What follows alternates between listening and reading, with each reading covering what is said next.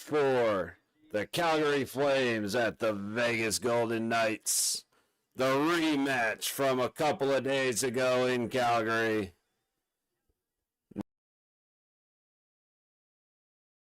Forgot what the hell to call it. Just heard a stat. Calgary has lost 4 in a row, including the comeback from Vegas. They've scored 6 goals in 4 games, and they scored 2 against us. So that means in those other 3 games, they've only scored 4 goals. So we'll see if they're amped up, if they're still in the middle, if they're on the downswing and they're kind of bummed out about it, or if they're on the downswing and they're pissed. They were playing heavy the other day. They were putting us into the boards, separating us, going mostly for our arms and getting between us and the puck. We'll see how it goes. We know what to expect now. So hopefully we can break the chain of 15 games in a row where the other team has scored first. That's a painful stat. I mean, considering the record, okay. I mean, don't include just this season. Don't include last season, but we need to stop letting people score first. And we've had a habit of doing that over the last couple of years. So, like I said, hopefully we can throw a curveball and actually get one in first. They did say it is the return of Jonathan Huberdeau. On to Vegas.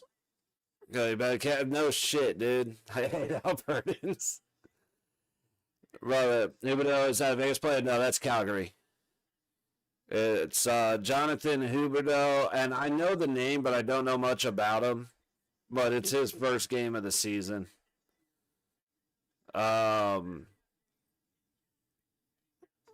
Yeah.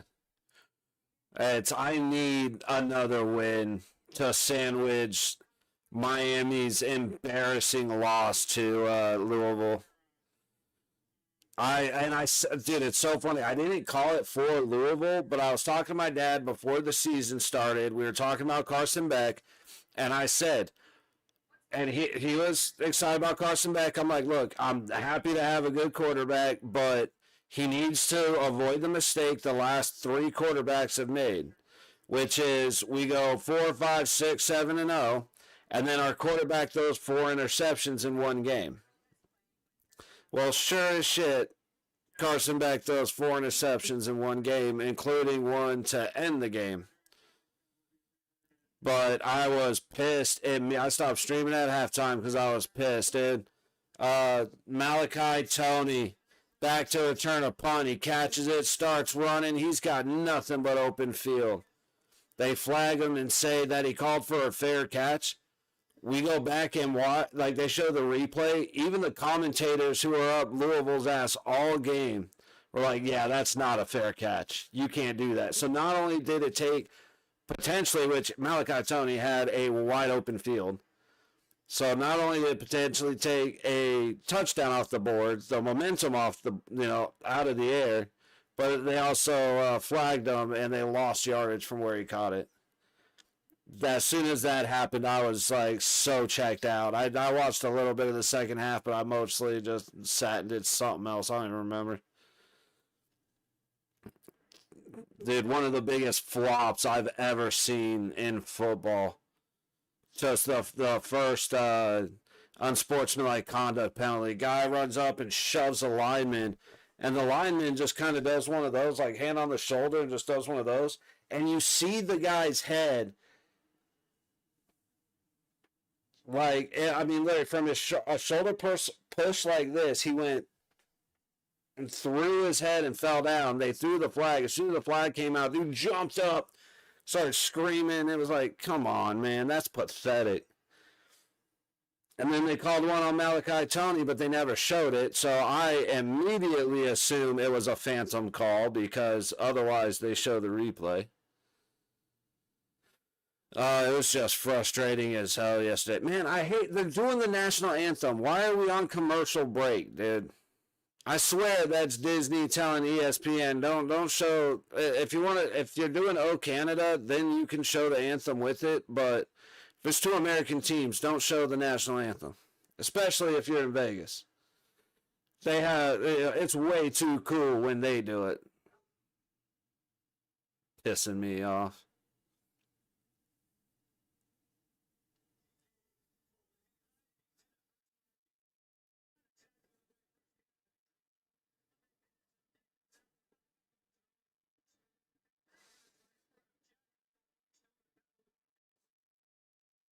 Dude, those three, Eichel, Stoney, and Scorifeyev just being monsters.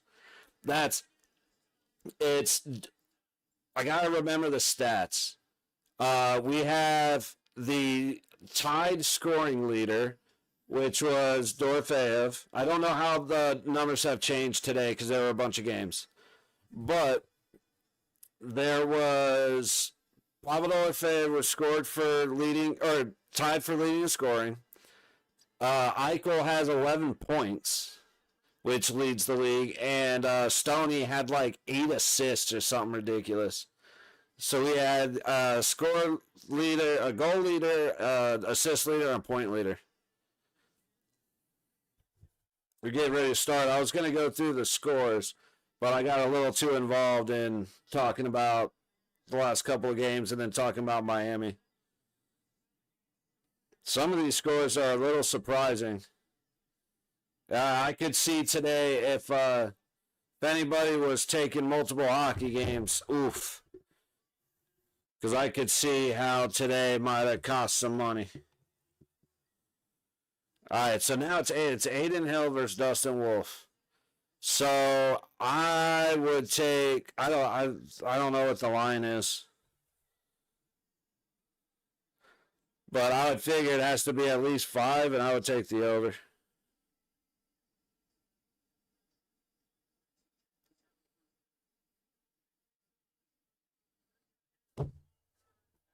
Here we go.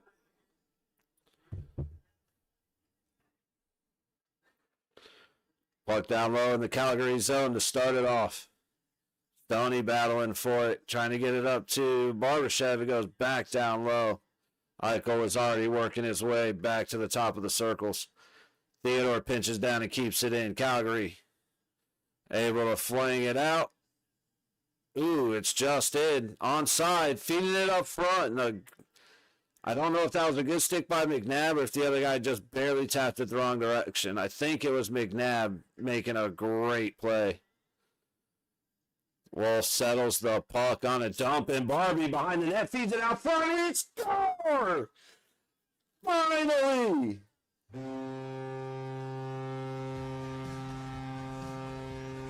Let's go, Mitch Marner!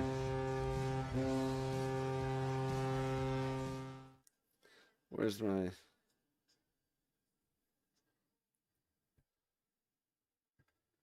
That's what I'm saying, buddy.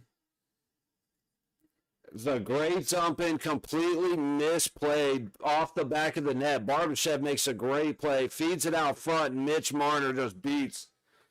Wolf. Hang on.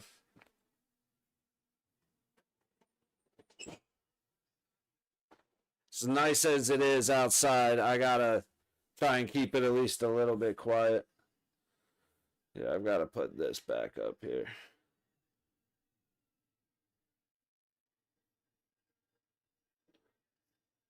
All right, let me get down here.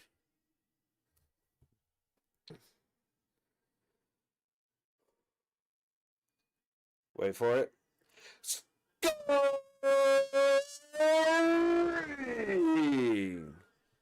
for your Golden Knights with his first of the season, number 93, Mitch Marner, with an assist from number 49, Ivan Barbashev.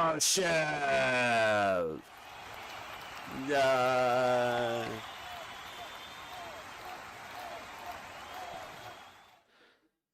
I'm not gonna lie to you. That might be a good bet for this game. I don't know. I'm expecting Hilly to give up 2 or 3, and I'm expecting us to score.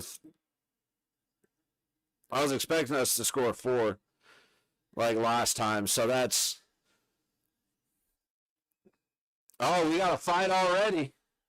Sisson's getting into it with. I can't see who this is. Lomberg. Sisson's trying to get his head up and get a right hook in. They're tangled up pretty well. Lomberg's gotten a couple of shots. There's another good one. Big right hand goes over the top of Sisson's head. How are you trying to get your team amped up by fighting Sissons, you pussy? Yo, David W. Live. Martin haven't put the Golden Knights up 1-0 on the Flames. Team that's done nothing but since preseason play ended earlier this month. Most of the flame out. There you go, buddy. That's exactly it. Calgary's, I said it earlier, Calgary's lost 4 in a row. They've scored 6 goals in those 4 games. Now Lomberg starts a fight. I'm guessing it's for the sole purpose of trying to amp up his team, but he picks Sissons. Okay, that right hook didn't connect. That right didn't connect. That right didn't connect. That right didn't connect. That right didn't connect.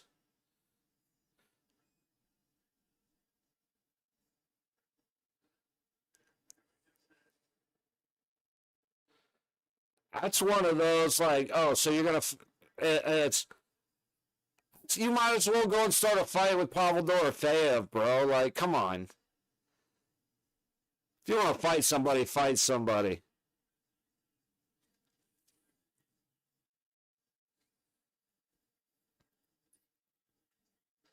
Ooh, a little contact between Barbashev and Eichel, I think, put Barbashev down. Calgary making their way into the Vegas zone. Lazan back, working the puck up the wall. He gets it to Eichel. Jack gets it to Stone. Stone with Barbashev on his left. Whole team's with him. Oh, he gets fed up front off a Calgary stick. Just not able to make the play. That was Korzak down low. Korzak doing a great job right there, fighting to keep the puck safe. It eventually gets away from him, but that was a good job. And then icing.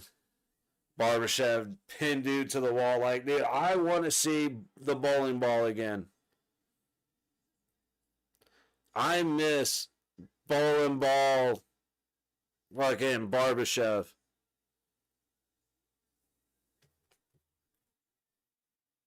Ooh, computer's running. I thought the computer was running a little off earlier today. I need to try and think of a way to prop it up so that it can get enough air.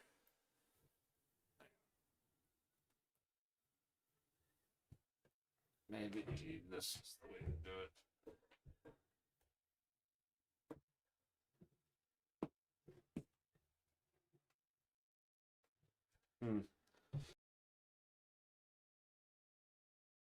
I'll subscribe to Sportsnet so I can follow and watch the games. But nice. Shout out Pops. Nice. Yeah, dude, we still get the wait, what happened? Oh, McNabb ran a pick play.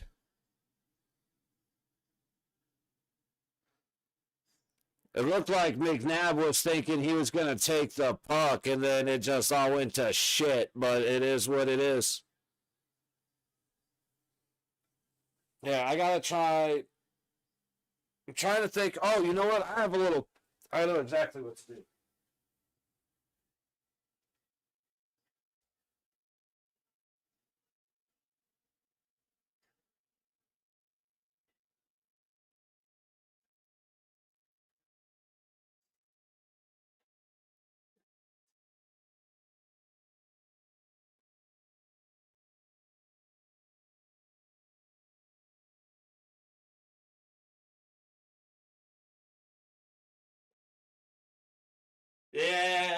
Yeah, I figured. Hang on. I had to go get a cooling rack so the computer could cool down a little bit. Hang on, I'll get to reading in a second there. Let me get the score updated. As soon as it went on the power play, I figured. I'll say, was it Huberdeau that scored? Because, of course it is. It's incredible how that happens. If a guy has, okay, maybe not. If a guy hasn't scored in a while, or if it's his first game back, he's going to score against us. Flames to the power play, yeah. But also it's center ice, nice. Okay, see, weekend's Flame Golden Night game with Huberdeau, yeah. Wow, those 5-0 style games were close to this short. It's yeah, that is good for your over.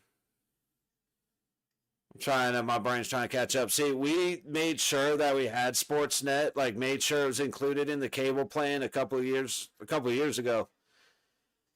Because we always had it. It was always included. And then went to Scripps and then it was included. And then it just suddenly that went away.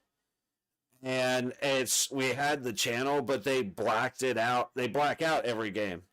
So that's why now, even though I'm delayed, I'd rather watch it delayed than pay $80 for fucking nighttime.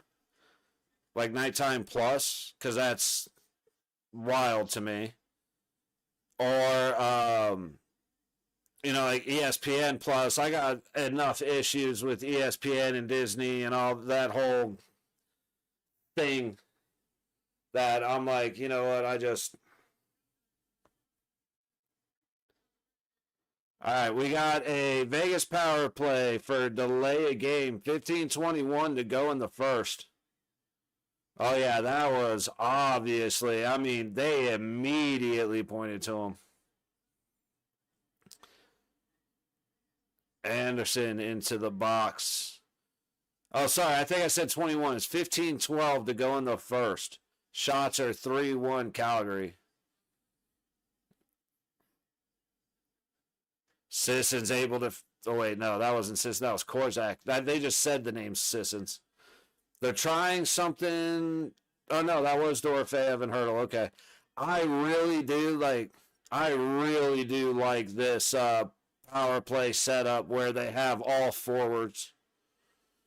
We're fourth in the league at 28.6%. Calgary is 14th on the penalty kill at 85. Eichel with speed. Through the zone, making moves, gets to the corner. He almost got through. Stoney there to help him out with Hurdle by his side. To the point. Dorofeyev down low, and Eichel couldn't control it. Oh, sorry. That was Marner. Marner to Eichel at his favorite spot along the low boards. To Stone up front. Right up on your hurdle! Simpson scores!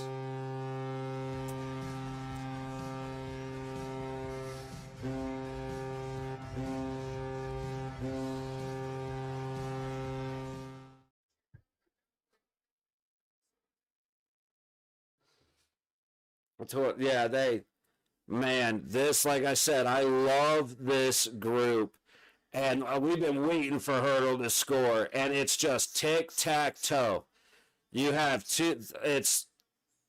when you get Stone on the baseline, Dorofeyev on his favorite spot, right on the dot on the left-hand side, Hurdle in the middle, fighting out for control in front. So Stoney's right there on the baseline to the right of the goalie. Eichel on the wall above Stone. And Marner just roaming the top. Instead of having a defenseman, we got Marner. Scoring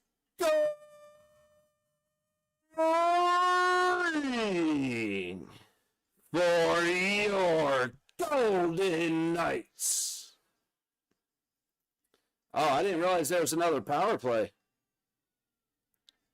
With his third of the season and a power play goal, number 48, Thomas Hurdle, with an assist from your captain, number 61, Mark Stone, and a secondary assist from number 9, Jack Eichel. Yay! Yay! Yay! So there's not another power play. They just suck at getting that off the scoreboard. But alrighty, so great start to the over for Jesus. Alright, this is gonna bug me, so let me do this. Boo. Move it over just a hair. There we go. But yeah, their power play is doing very well. It's the same group, except get Theodore off of there. 6-5 on the win. Hey, let's go. Hang on, let me do this real quick, and then I'll finish that thought. Damn it. Click. There. 1 sec. I'm almost done. Just a minute here. Just a minute here. The computer's struggling a little bit today. I might have to go in and clean it. Make sure everything's good to go. There we go. Alrighty. So we broke the 15-game give up the first goal streak.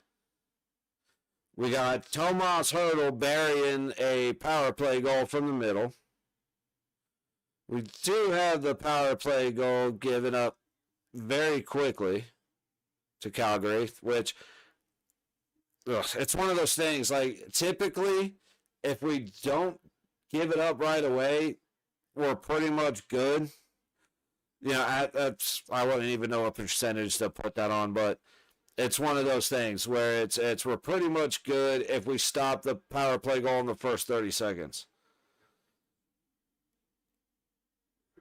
But sorry, that just threw me off. They had an interview with Bruce Cassidy, but the audio was about a second behind. And that always just messes with my brain. It's like an instant stop button on my brain. 13 and a quarter to go in the first. Shots are 5-3. Calgary, another one trying to get up front, goes up to the low boards. Stone has it. He takes it out. He was trying to get the pass off. Ends up skating it out.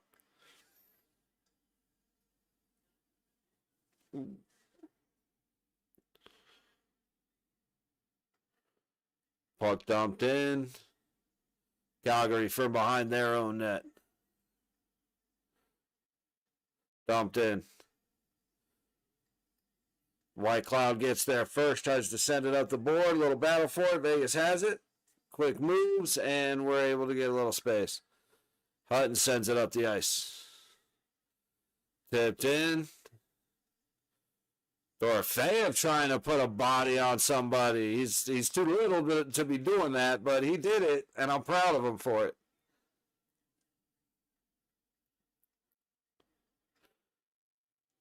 Hutton takes the pass from Hill, throws it back over to Whitey. Tipped, but it comes back the other way. Marner trying to make a play. It ends up getting dumped in. White Cloud trying to get it to Hutton. Takes a bump doing so. But Hutton has it. He gets it out to Dorofeyev. Dorofeyev to Hertl. Ooh.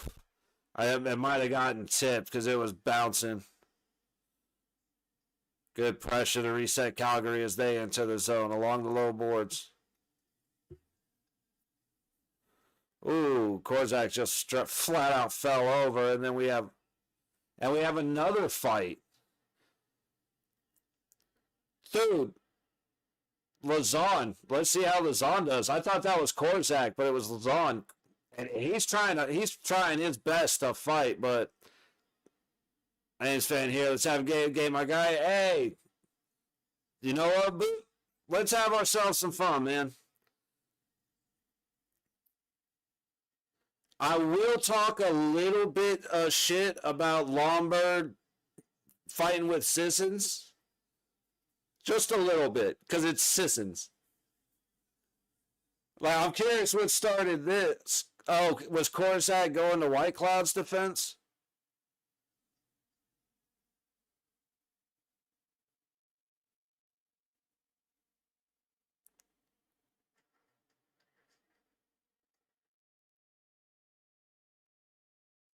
I don't like Lazon fighting for that. I like Lazon dropping him. I like him having his guys back. I don't like him dropping him for that hit.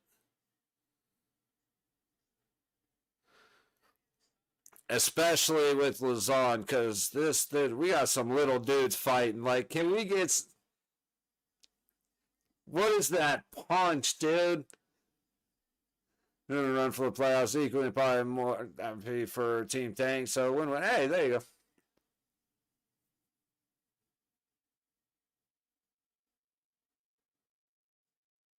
I said, I don't understand why it's our little dudes that Lazon and Sissons getting in fights. Can we please have like Hurdle or Colasar? Like,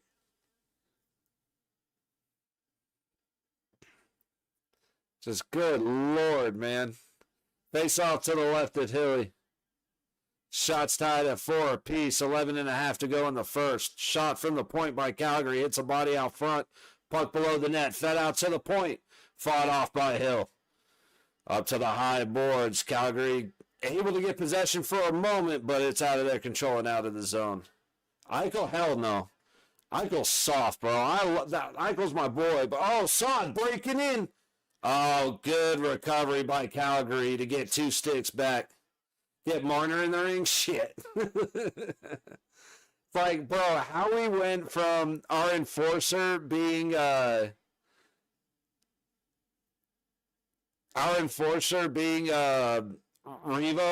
Reeves, to our enforcer, our fighters being Sissons and fucking Lazon. Like, bro. But yeah, but Jesus, Eichel's not much of a hitter. Like, he did more hitting in the Four Nations tournament than he's done since he's been a Golden Knight. The word for Jesus, that actually sounds bomb. I gotta figure out what I'm gonna eat. I had a can of SpaghettiOs, and I was happier than a pig in shit. I didn't have to make nothing. Just pour some slop into a fucking bowl and call it good. All right, they're changing. I was waiting for them. Whenever we go to commercial, we'll take a look at the other games from today.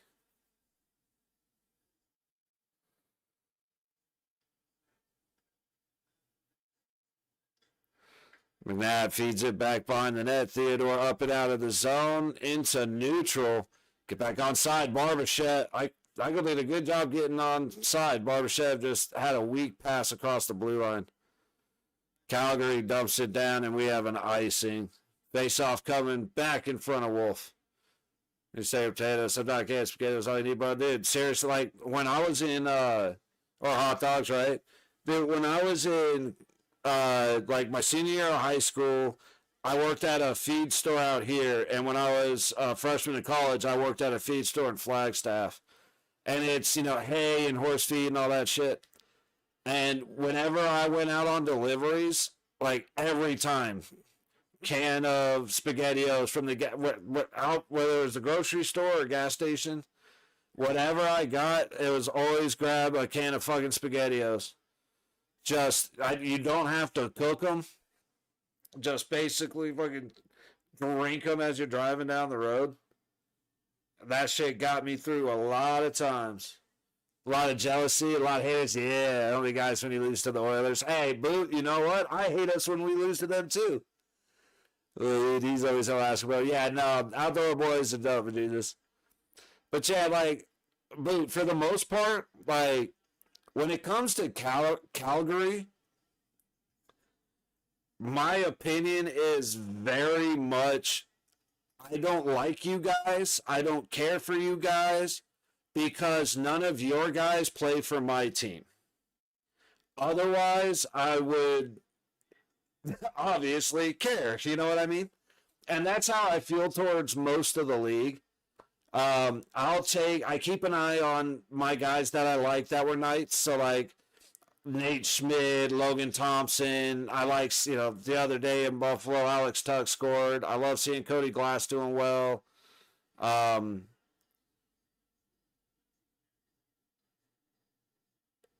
There's a lot of guys that I like watching that are former players, and then there's a couple of guys that are just fun to watch as much as I hate them, like Kaprizov in Minnesota. I hate that son of a bitch, but it's because he's not on my team. Got nothing but respect for him, but I hate him. You know what I mean? Like, there's only a couple of teams, like, there's a handful of teams that I think are flat out dirty on purpose, and a handful of players that are dirty on purpose. And that's like I don't like San Jose. I think they're dirty. I think the Rangers are dirty. Rempe is obviously dirty. DeAndre Miller, Evander Kane. Tom Wilson surprised me last year during the playoffs because he actually was. My dad and I were talking about. I was like, dude, if Tom Wilson played like this year round, I would like the guy. But he's a piece of shit. He's been a piece of shit his whole career. But yeah, for the most part, like I said, I hate you because you're not wearing gold. Hey, McDavid, oh yeah. Dude, I don't know if Hilly just made a great save or if he just missed the net. I couldn't tell. Calgary. Glove save by Hill. Good Lord. Dude, but I hope time and time again, and I've said it before, and if I'm proved wrong, then I'm proved wrong. I really could care less. But McDavid is the greatest hockey player to never lift a cup. He's the most awarded. He has the most trophies, and it's just until Edmonton decides that maybe two players aren't worth $25 million. They deserve what they get, man. They deserve to make it to the playoffs or even to the finals every year and lose.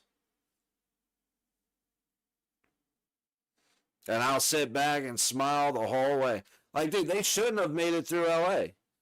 The fact that LA blew up in every single game was fucking incredible to watch. Like, it melted my mind. But yeah, I hate Edmonton. And one of the things that really pisses me off about Edmonton is they're one of the few fans that I really can't stand because everybody in the world will say thing. And the only people who will argue against it is Edmonton fans. Like, especially when it comes to dirty plays. Like in last year's playoffs when McNabb got tripped and there wasn't even a penalty. And I fucking lost it because it was dirty. And all I see are Edmonton fans going, oh, come on. Like, that's not dirty. This is hockey. I didn't know everybody was such a pussy. And it's like, oh, no, it wasn't a trip. It was a cross-check into the boards. And it was like, get out of here. That set me off. Signing Carter Hart is their downfall. Yes, sir. But when it comes to Vegas fans and having to do with Carter Hart, it annoys the fuck out of me. It's like everybody that has it's onto the opinion where I don't care the opinion, just shut the fuck up. Carter Hart's a Golden Knight. If you don't like it, boo fucking who. There's plenty of other sports to go watch. There's plenty of other teams in the league. I fucking do not care. They kept coming in here and defend the Oilers' most dirty tricks. Yeah, exactly. Oh, dude, White Cloud went over to the Zon and gave him a fist bump for having his back. See, like, that's the shit I like. Again, I'm not the biggest fan of Lazon being the one to start the fight, and I don't like that fight in that situation, but I like the heart.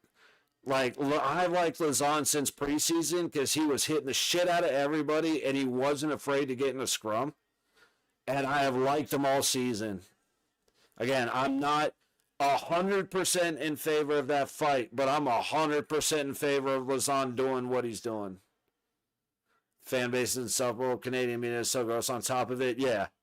Oh, dude. Yeah.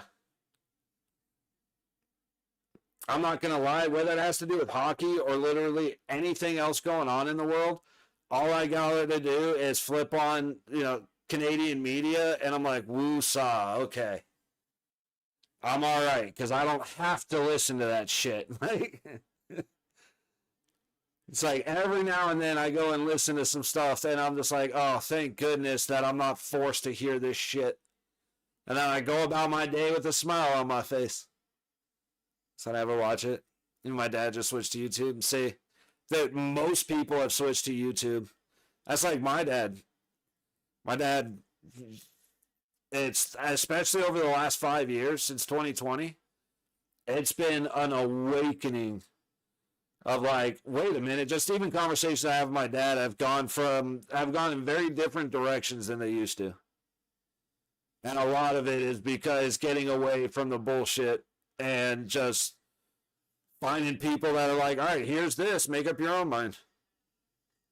All right, puck job, we're back. 7:55 to go in the first. Calgary behind the Vegas net. Puck's left behind. Theodore goes back to swinging around. McNabb on the lower boards, gets it out of the zone.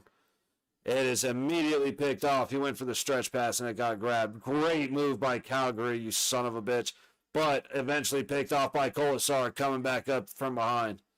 Brody John America soon will be liberated from this nightmare. But I like you. Just know that you are the type of guy that we pray for. Jesus, I've been praying for Jesus for over a year. There's no saving him. But Boot, you got some hope. My dad, Ronnie Vegas 2012, vividly remember him buying me a light up shirt on the strip. Oh, yeah, dude. And danced some girl like 13. Oh, yeah, Vegas used to be sick. Vegas used to have family options. They used to have Wet and Wild and Adventure Dome. It's like Circus hadn't completely taken a shit yet, though it was bad. Now it's just too expensive. A lot of the arcades are gone. GameWorks went off strip. Like, it's a mess, dude. All right, Vegas going through neutral, and they get stopped up. What is that, a hand pass? Probably a hand pass.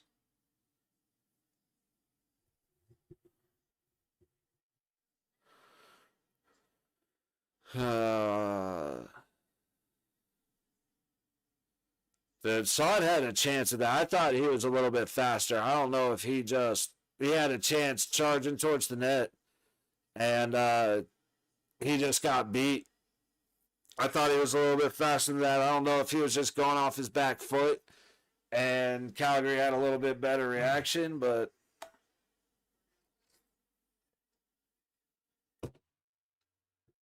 all right, let's see Vegas add a couple more. Shots are 9-6, Calgary, 6:20 to go in the first period. Oh, I'm going to sneeze. Don't.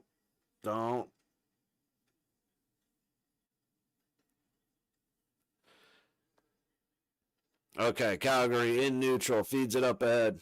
Dump it into the zone. Korzak sends it around. A battle on the high boards. Reinhardt. I actually remembered who that is. I've forgotten every game so far. Great stick by Jack Eichel, but he immediately gets it taken away. Just nowhere to go with the puck as he had the oncoming flame. Battle behind the net. Eichel trying to go up high. Calgary shoots it off the bottom boards. Sorry, backboards. And Eichel's going to get out. He's going to make the red line, throw it deep. Barbashev's going in, but it looks like it went up and out of play. 5:18 to go in the first. Shots are 9-6 Calgary.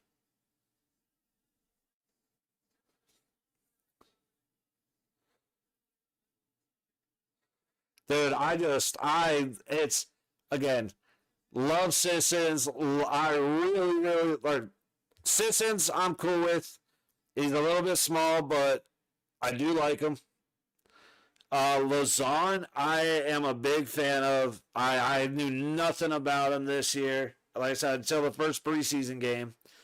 And I'm watching him, and I was just like, dude, this fucking monster. I love him. Little dude, just a monster. Yeah, I'm a fan. Out of my day, it was unproductive, to say the least. I had plans to do a whole lot today, and instead, well, I can't say unproductive. I did a lot of cleaning around the house. Made sure all my shit for class was done. Took care of some stuff in the room. So I took care of took care of the house. I've been carpet cleaning, and that takes forever. It is real. It's just it's not hard or anything, but it's a pain in the ass because the tank's real small. So it's like you only get to do a couple feet, and then you got to get more water in solution, and then dump out the old shit. And yeah, it's been a pain in the ass, but I mean, it is what it is. How about you, bro? How was your day? Oh shit! I wanted to look at the scores, but tell me about your day.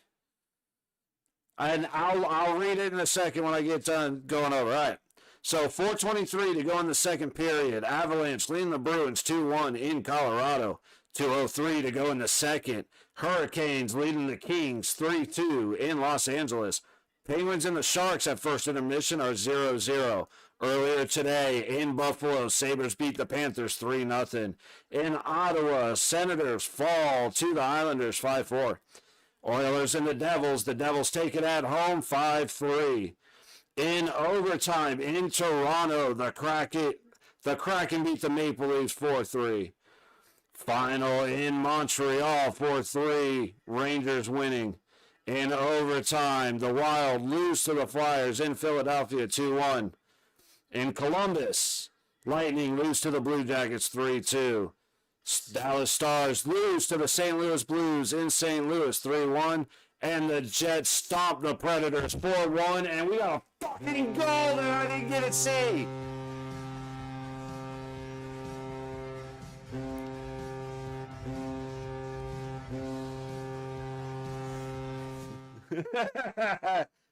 I'm going for engineering. So right now I'm doing strictly math classes. I'm doing piecemeal stuff. Stone with a great pass. Eichel with a great feed back to the captain. What a goal. Where's my shit? There it is. What a goal, fellas. What a game that we are blessed to watch today.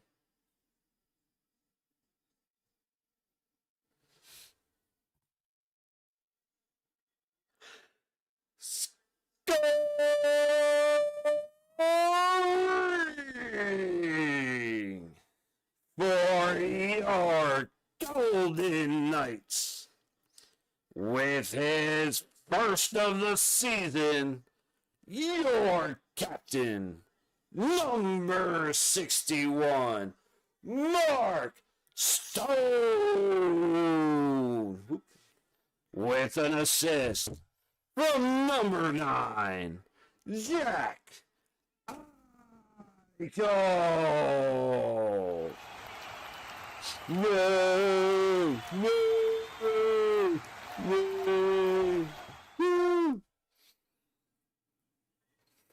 no. Dude, Stone is the beast. You are right, dude. You just want to get him again.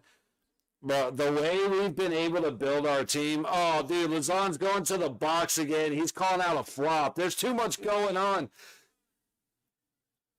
I haven't watched a single second of hockey for the last for the last minute and a half because I've been too busy looking at stuff.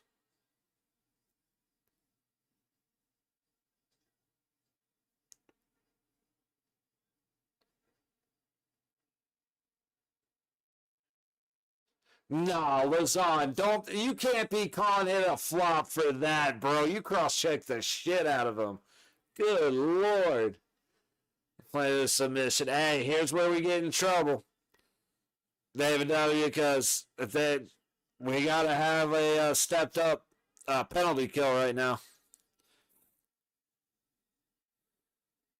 Calgary, top of the point. High dot. Back to the point. Feeding it down low. Low dot shot. Smacks McNabb. He's on the ice. He stumbles back up. He's going to be looking for a change. The hockey players are made of fucking stone. No pun intended. But dude, these guys are like, McNabb's a fucking beast. He can barely stand on his right foot, but I got to finish my shift. All the way across, back in front, and it's fought off, and they get it clear.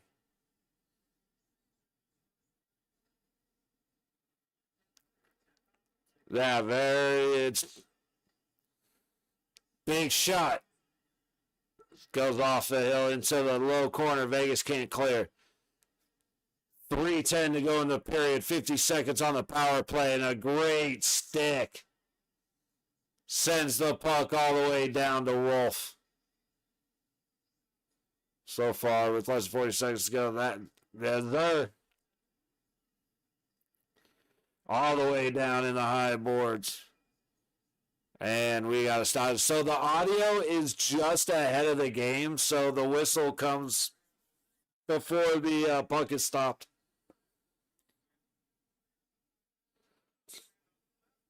Dude, that left skate by Aiden Hill.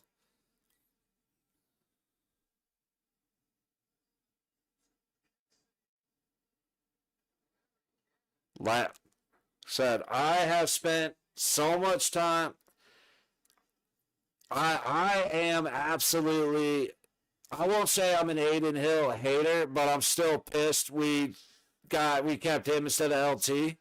However, I've said it before, I'll say it again. I appreciate Hill. I just always thought LT was the better goalie. This year, Schmidt has been the better goalie. I hope Schmidt gets his chances. But every now and then, Aiden Hill reminds you why he's Aiden Hill. Every now and then, he reminds you fucking why he's Aiden Hill. But every now and then, he reminds you why he's Aiden Hill. You know what I mean? That out front, nope, cut off. McNabb, Sissons putting his hand up, waiting for the penalty. Stop doing that shit, guys. That's kind of a sign that you're guilty. We made it through the man advantage. Back to even strength off the crossbar. Calgary in the zone for over a minute, and a bad backhand sends themselves out of the zone. Right back in, low dot. Fought off by Hill off the skate of Hutton, and we keep threatening ourselves with own goals, and we got to stop doing that. Calgary keeps it in. Right to the middle, a bouncing puck, swung on and missed. There goes Hutton. He gets it down and across, just out of the reach of Dorfey. A hell of an attempt. 1:20 to go in the first. Shots at 13-7. Calgary. Feed comes off the backboards, fought off by Aiden Hill. Puck back behind. Korzak looking for somewhere to go with it. Marner not penalty interfered with, but interfered with to disrupt the pass. Wolf feeds it. Almost a great play by Marner. A great follow-up by Hurdle. Puck stays in. Hurdle down low in the high corner. 50 seconds to go. In the first. Oh, my God. And Dorofeyev has the puck go under his stick and between his legs on a wide open net. 40 seconds to go in the first period. Puck back in the Vegas zone as Marner resets. Lazan working his way up the ice. Feeds it to Eichel. Hits center across the blue line. Low boards to Barbashev. Trying to feed it back to Eichel. It gets disrupted. Calgary has it. Under pressure, Stone. Not able to make a move, but Barbashev gets it from neutral. Back into the zone. A great pass by Barbashev. Puck in the air. Swatted. Stone tries to swing it back to Theodore, and he misses the puck. 10 seconds to go. Vegas should settle for killing off the clock, but they are going to try and attack. One more chance at a shot, fought off by Wolf. And that is the end of the first period. 3-1 Vegas. Let's go. Flames will, this will happen. Flames will be bottom 10 all year. They go on a heater so close. 10 around, missed the playoffs by a point. Dude, I almost feel like you've been through this before. How could you possibly assume that that's what's going to happen? I'm sorry to laugh at your pain, bro. That's not right.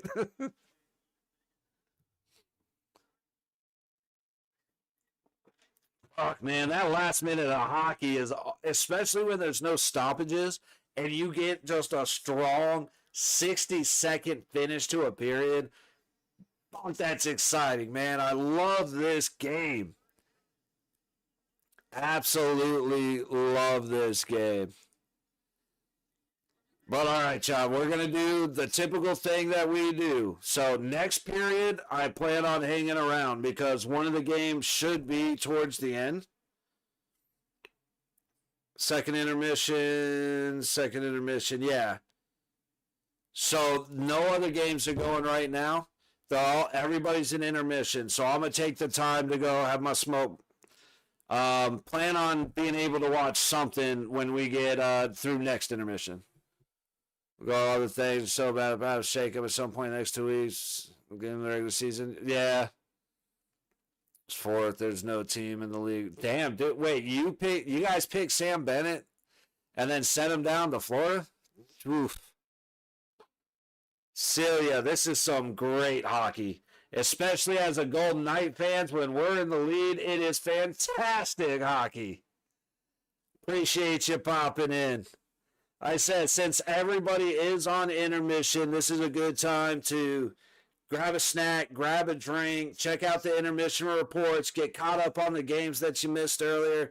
There's some college football that I'm sure is somewhat entertaining to watch. I have no idea. I'm a Miami fucking Hurricane fan.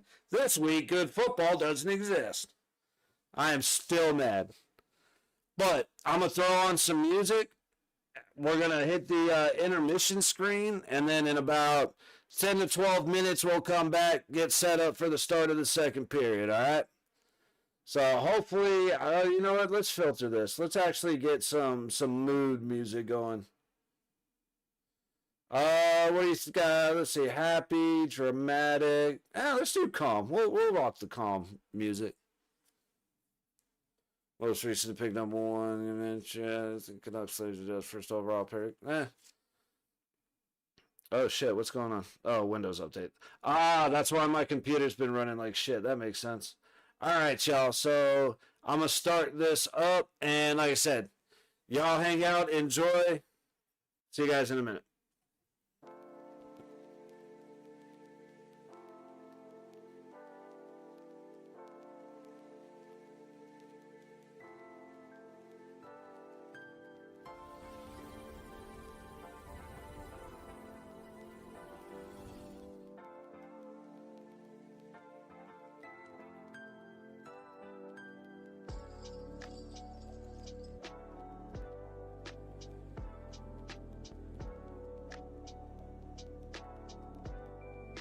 Hey, fair enough, Boot, but damn, that's painful, bro.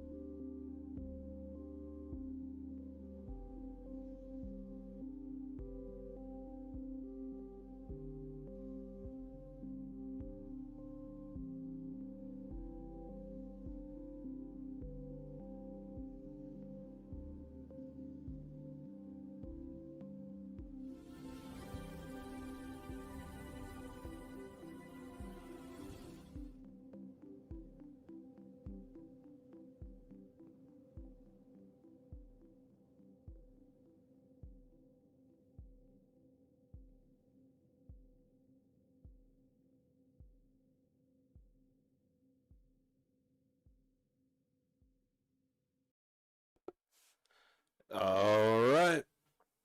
We are back waiting for the end of the last commercial break. Again, Flames leading the shots 13-9. Vegas leading the score 3-1. Now, here is going to be a big moment for Vegas because they always change the way they play when they have a lead, especially more than a 1-goal lead. I mean, they typically start to play a lot more defensively. I've said it a million times, it's the mindset switch from play to win to play not to lose.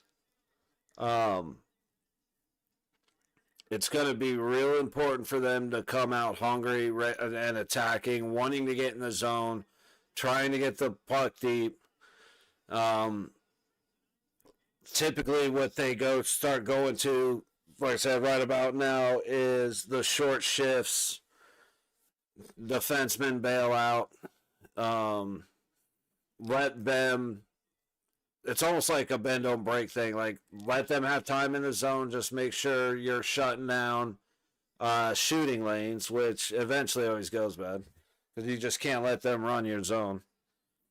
But you got to think Calgary's going to change the way they're playing too. They're going to come out, you got to think they're going to come out a lot heavier than they've been. Puerto Rico, 3 TVs here in my basement. One showing BYU, Utah, nice. Another showing Tennessee, Alabama, nice. And the third showing this live stream, nice.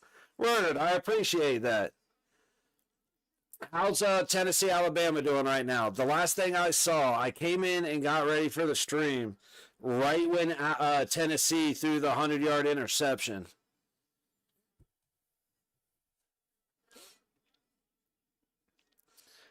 It's funny. I've thought about watching a little more localized teams. Like, I'm in Vegas, so that would be UNLV, but like BYU and Utah are close. Some of the California teams.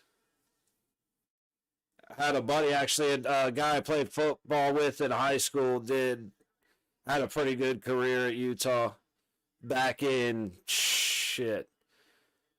probably 2008 or 2009.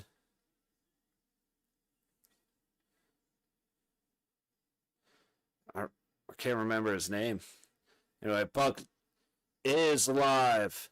Calgary in the Vegas zone. Backhand towards the net, goes wide off a hill. On the low boards, Theodore fighting for it. It's trailing by 37-20 with 2 minutes left. Damn. Yeah, Eichel dancing with it. Goes to Stone. And Wolf, I almost said Hill. Wolf fights it off. Great opportunity for Eichel and Stone, but a great save by Wolf.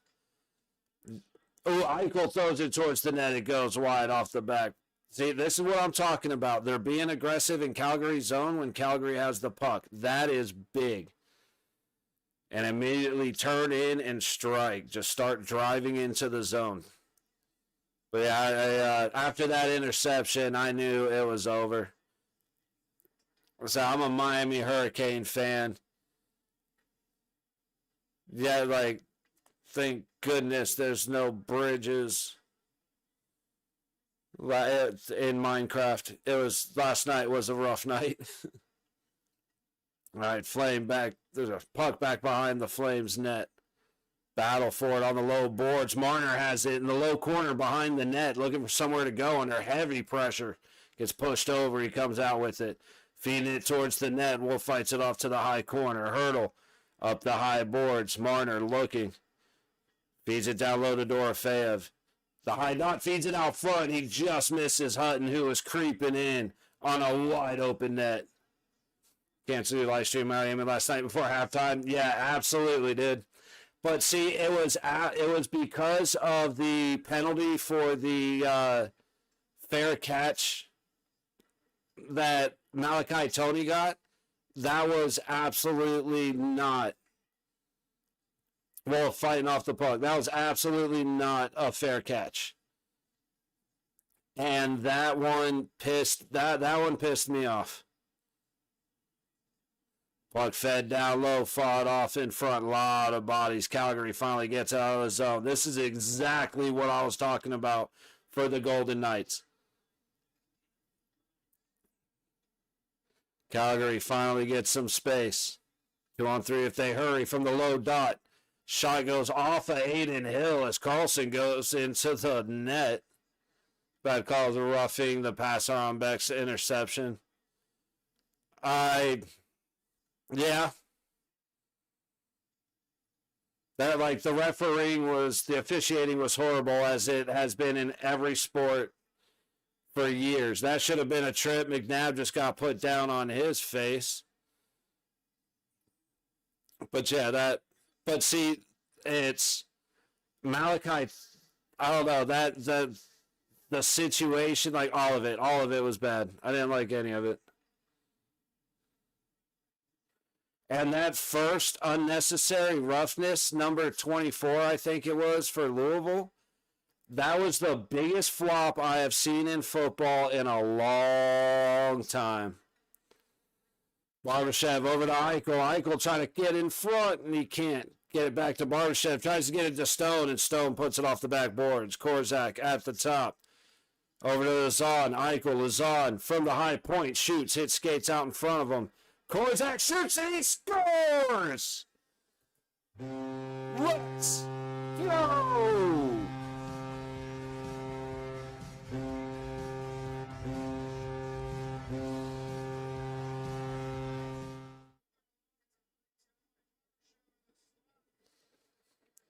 So it looks like Barbashev tipped it. Yep. So it ends up being Barbashev. Barbashev got a tip on it. Let's go. Let's go. All right, let me get this ready here.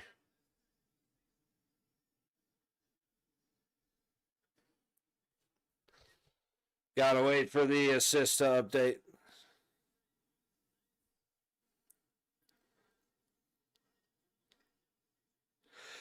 Scoring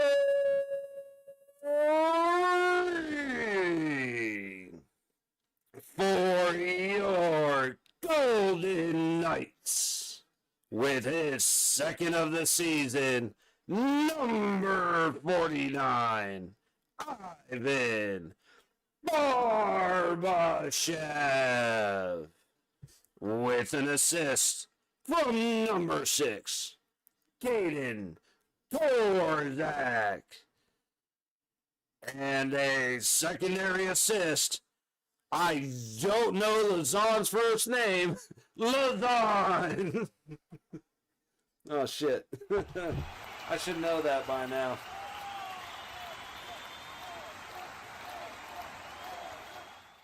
I knew his name.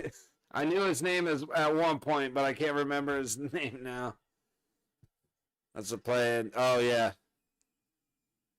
Okay, it went deflected. Got to play. I forgot the audio's off on this, so I was wondering what the hell the whistle was. Yeah, I need to find out Lazon's first name real quick.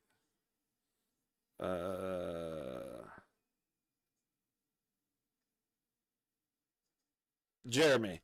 Okay. I'm going to forget that. Yeah.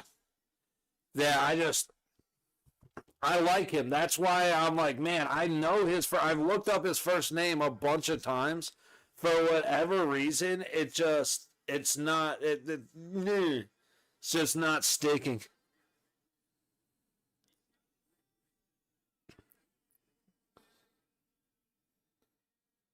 All right, Calgary in neutral loses the puck to a stick by Sissons.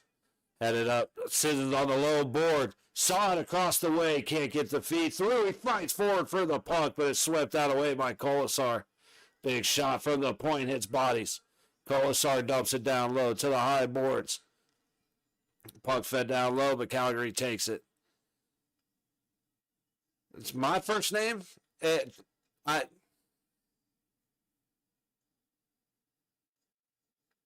It's Timmy. That's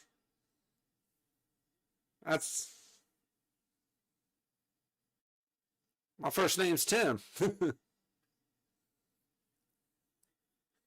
Face off battle on the boards below the net. Calgary from the high point shoots. Fought off Barbashev into the middle of the ice. Made a bad decision on who to pass it to. Turnover neutral. Calgary all the way across. Pass did not connect. Not enough space. Eichel coming out of the zone. Stone right on his ass. Little fight on the high board. Stone gets it. Can't get it up to the point. Calgary has it going the other way. Ooh, Stone was right there trying to block that pass. Good move by Calgary, but it's offsides. Dude, Calgary, I don't know the names, so I can't really tell you who they are. But a couple of guys have had some really good moves, especially just across, where you go? Hey, go figure, buddy. Right on. But especially right across the blue line, getting challenged, which I like what Vegas is doing. They're challenging them at the blue line. They're not letting them get to the top of the circles. But a couple of times, some Calgary guys have made some slick little moves between the legs or some stick dancing and cut us up a little bit. Now, when that happened, Vegas has done a really good job about being in position. So when that happens, there's a second guy coming up, and it disrupts the flow, and it's obviously worked very well. But that's really what I like seeing out of Vegas. Again, super shout out to Calgary for being slick. But Vegas is pressing at the line, which is, I'd scream about that more often than I should. And then we came out in the second period. I said they got to be in attack mode, and sure enough, full on attack mode. You gotta love it. See what's going on in the other games real quick. I'm hoping this intermission will come when there's still time on one of these other games. Avalanche are up 3-1 on the Bruins in Colorado with 13:30 to go. And Hurricanes are up on the Kings in LA 3-2 with just under 13 to go. NHL venue. I've only been to T-Mobile and Miami. So I only have those two to compare, and T-Mobile is 1,000 times better than the arena in Miami. What about you?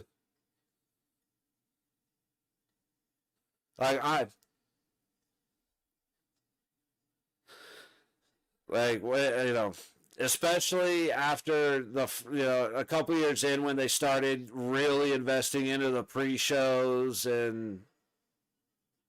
But Hurdle's very close to being a boarding. He got himself into a little bit better position, still at the top of his shoulder.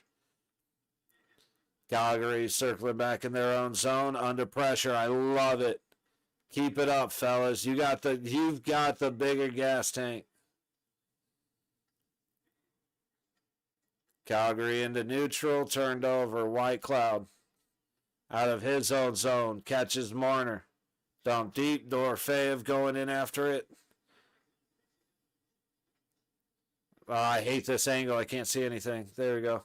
Marner behind the net under pressure. Nobody up close. Great stick right there. Who was that? Lazan. I like this kid.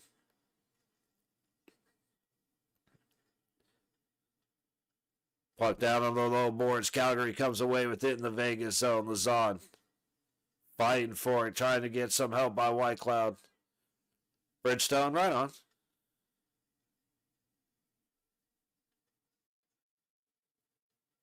There's just a lot of pressure down low, but the battle on the board continues. Long around, it's going to go all the way down.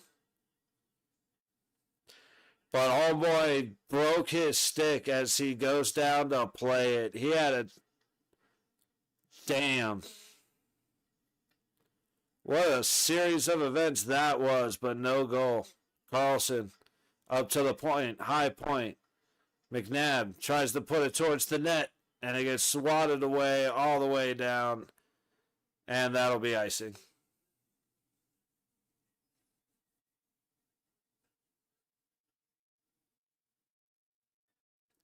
Shots are 15-13. Calgary. Not a lot going for the Flames. And like I said, that puck got sent all the way back. As the ball goes to chase it, and when he does, the head of his stick breaks off, and he slows down for a second. And then realizes, shit, I gotta go. I gotta go. And he did a good job trying to prevent anything, but the opportunity came. Vegas just missed. Hard hit down on the boards. Zach Carlson taking a shot. Puck out of the Calgary zone. Hutton feeds it up on the high boards into the zone. Carly chasing it down. Gets to Holtz. Holtz loses it, goes out front, and Wolf's going to cover it up. Face off coming in the Calgary zone. 10:43 to go in the second.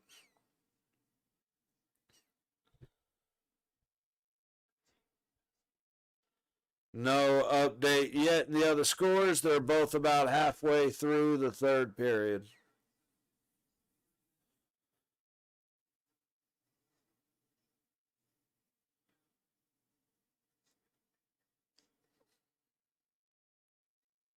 I thought that was Reinhardt, but it's 20. I was like, yes, I finally remembered Reinhardt's name. And it's 20, but that's 26, not 23, so that's Holtzy.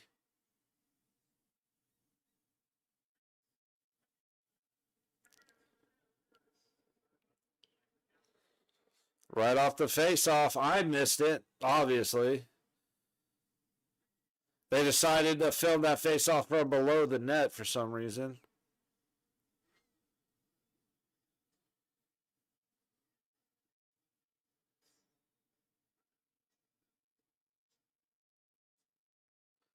Oberdorf grabbed his stick and fell to his back.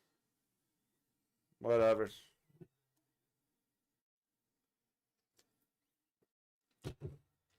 Whatever. Here we go again. 10:40 to go in the second. 2 minutes on the Calgary man advantage. Vegas comes away with it momentarily. McNabb stumbles. Turned over to Calgary. Ooh, Eichel able to get a stick on it. He makes a move. If he's fast enough, he has a chance. Shot. And Wolf makes a great save on Jack Eichel. Good pressure to keep him, to force him close. But a great save by Wolf. And then a great stick defensively by number 9. What a series of plays by Jack Eichel. Just over 30 seconds gone on the Calgary power play. And a great steal. Saad just walks in and takes the puck off old boy's stick. Saad racing in. And he's just going to buy us some time.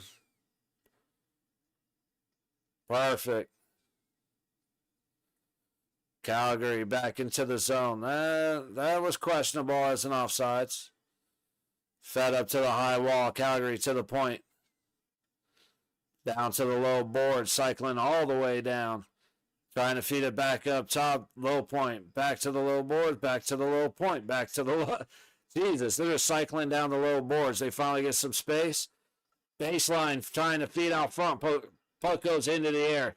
Swatted at by Vegas. Kept in by Calgary. To the point. Top circle. On the boards. Marner putting pressure. Lazan on him. Dude just kind of fell over. Lazan went walking up on the guy and he just kind of fell. All right, 15 seconds to go on the Calgary power play.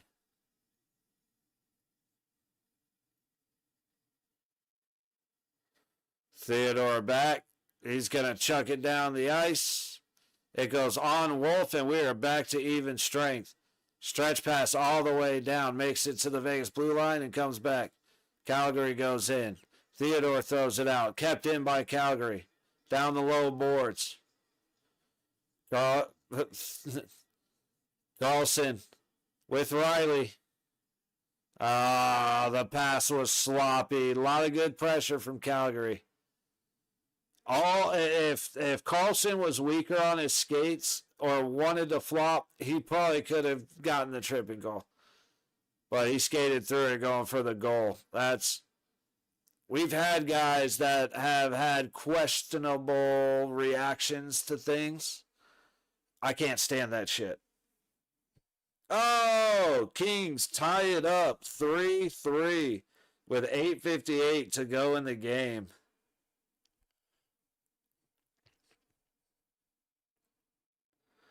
Is that Fiala?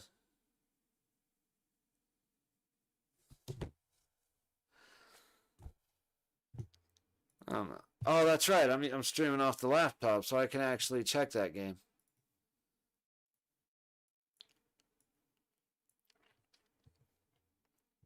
How's BYU and Utah looking?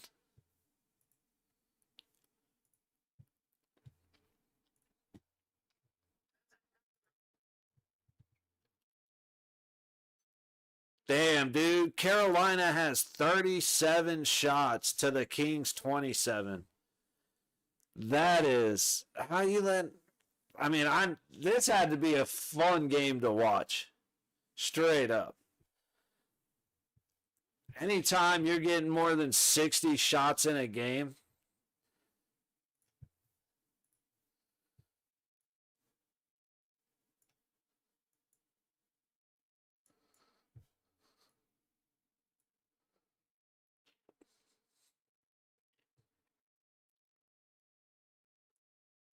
we're going to keep a little eye on Carolina, LA. Dude, this audio being off is annoying me, but it's a great quality stream, so it's like, oof. Yeah, we're going to go ahead and stay with this one.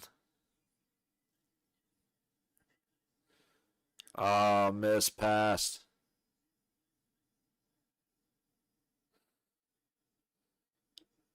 Been a lot of bouncing pucks through neutral this season. It seems the arenas are just a little warmer. Puck all the way down. Vegas has in the Calgary zone. Now Calgary taking it up the low boards. Out to the middle of the ice. Dumping into neutral. That he bumped into his buddy. It looked like he pushed him off sides, but I guess not. Puck on the low boards. Marner down there fighting for it. Calgary sends it to the net, and Hilly gloves it up.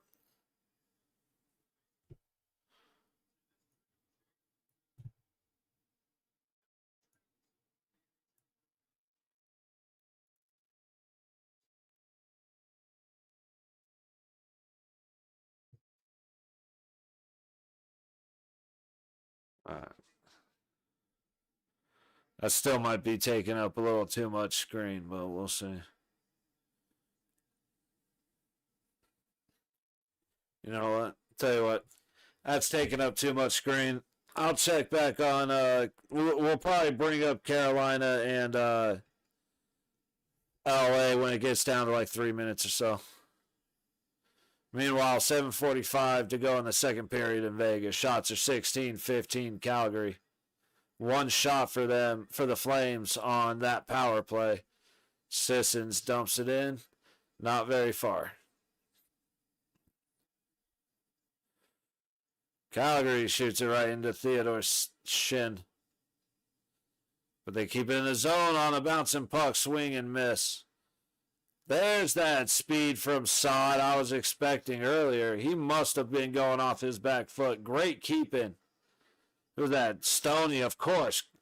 Of course it was the stick of Mark Stone to keep it in the zone at the top. Calgary had it right back the other way. Great defensive play by Lazon. That's the thing, man. Not only is he willing to hit, he's made some good pops. Clearly, he's willing to fight for what he thinks is an aggression against his teammate. And he's a good defenseman. Like, that's the biggest thing of it all. I wish he was just a hair bigger.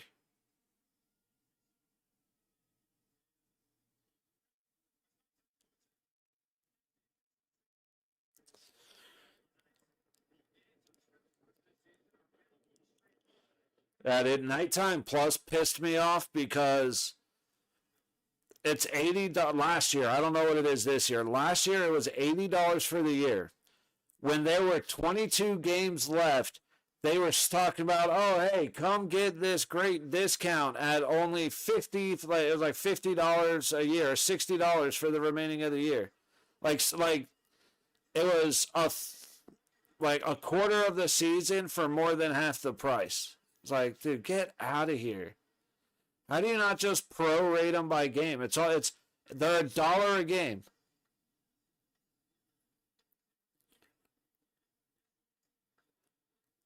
Yeah, do $1.99. Really spoil yourself. Anyway, back up. Oop. Puck cat to cat. Words are hard sometimes. 6:05 to go in the second. Shots are 17-15 Calgary. I actually do want to see the breakdown of that real quick.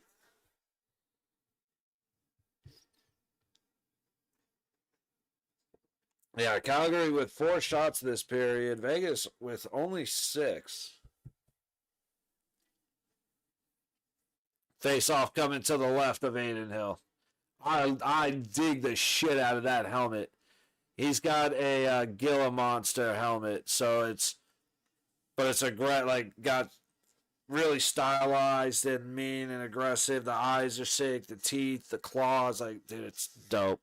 That out front shot goes wide of the net. Aiden Hill saw it way too late. That's a good thing that one missed.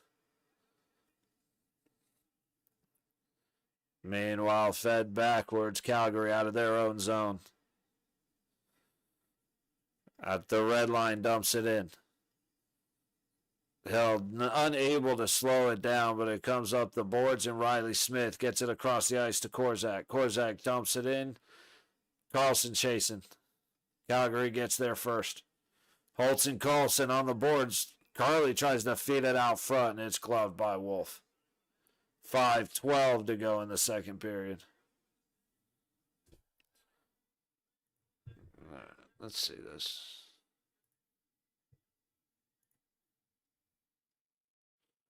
Wow. Oh, they're on commercial break too. Damn it.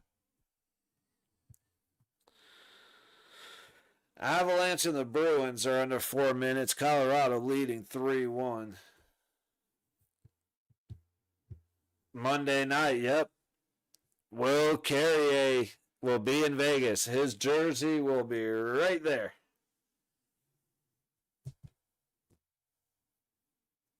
Will Carrier was always my guy. Like, I love Ryan Reeves for the same reason that everybody loves having Ryan Reeves on their team. But Will Carrier was my dude. He had one move. He was going to drive in on the right side of the goalie.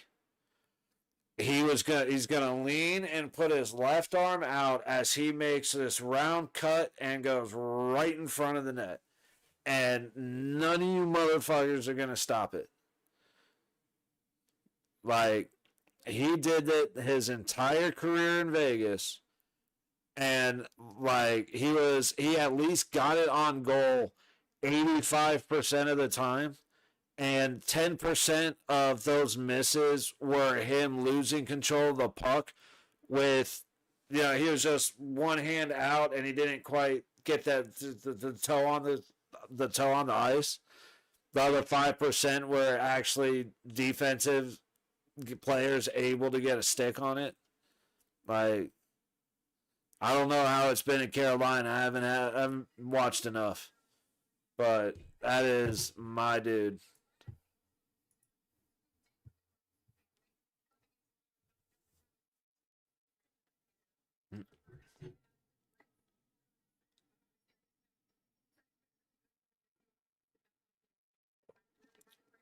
I just heard an alarm or something.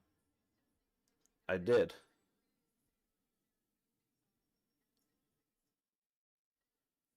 The fuck is ringing? That's gotta be game shit. It's like something's ringing. My phone's in front of me. It's not that.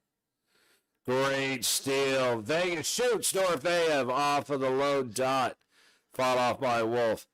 Still in play from the high point. That puck goes up and into the net. Let's go, Pavel. Let's go, Pavel. But if he got that thing just a little higher. Great job, Wolf. Like I said, I think it's Dustin Wolf. Is a fantastic goalie. He's a young goalie. Like, he's going to be fun to watch for a long time. As long as he can stay healthy, and I really hope he does.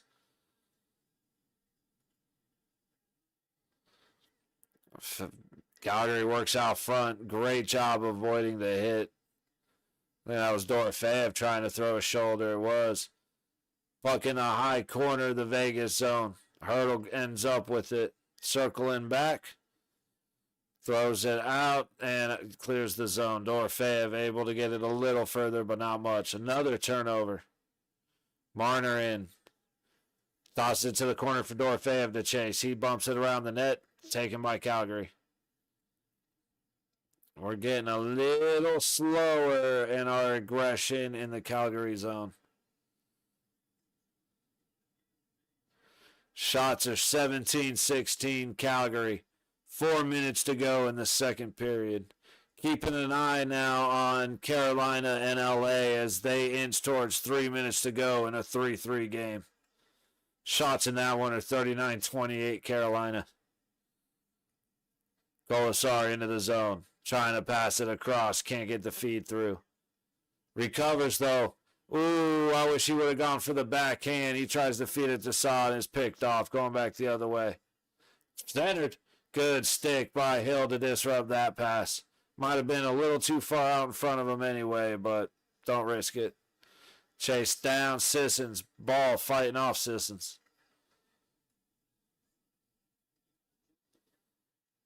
Oh. Well, I was wondering what happened.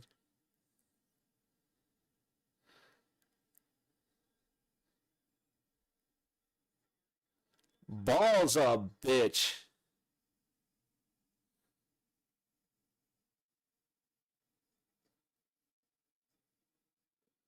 Oh, what a play in the LA game. Oh, he missed the shot, but just puck at the high point. King player comes up and just gets his skate in the way, steals it, goes right down the ice on a breakaway and misses the net. 2:21 to go in the game in LA. Meanwhile, 3:15 to go in the second period in Vegas.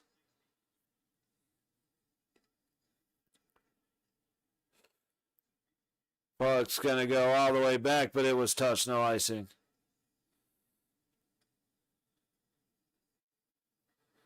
Ooh, that was a hack and a half. Oh, puck trying to go across the blue line, ends up going backwards. Good pressure by the Nuts, though. Puck fed in from the red line by Calgary. 2:45 to go in the second. Vegas up the high wall. Couldn't quite get it through to Barbashev. That would have been a fantastic play. Riley Smith making some moves, drawing people his way. And back out to neutral. Vegas right back into the Calgary zone and right back out. Hutton loses it. That looked offsides to me, but no call. Carlson trying to go up the boards. Calgary ends up with it on the high wall. Down to the low boards behind the Vegas net. White Cloud trying to swat it out. Stops short at the point. Holtz takes a shot. Puck all the way down low. Hutton heads out. Hits the blue line. Makes a pass to the middle. That was close. If that little pop up in the air pass could have made it across or could have made it to the hand and down quicker. That was a cross check and the penalty's coming. White Cloud just got blasted. It's kept in still. Oh, that's bullshit. Oh wait, no, he turned it over. It wasn't because of the offside. Never mind. Yeah, Whitey just got blasted in the back. If dude's fucking complaining, that's horseshit. 45 seconds left in LA on the 3-3 game. Minute and a half to go in this period, in the second period.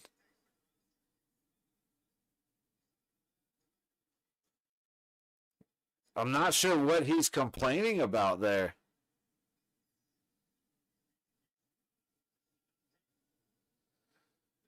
Okay, he might have watched the replay or something because he's not complaining anymore. Meanwhile, Vegas. Stone gets it up to the point. Eichel over to Marner. Marner down to Dorofeyev. Back to Marner on the point. Trying to feed it. Gets through, hits Wolf. Eichel ends up with it on the high boards. Calgary gets it. It's going all the way down. Trying to pay attention to these last 30 seconds in LA, but Vegas, 30 seconds gone on the power play, 60 seconds to go in the period. Up front, Marner making a move, and he scores!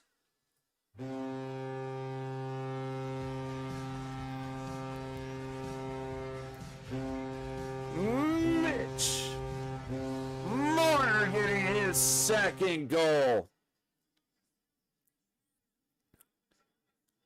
Man, he just went storming in. He just went in with steam, made the perfect pass. Like, makes the perfect pass to Ender. Stoney makes the perfect pass to get it to him. What a play.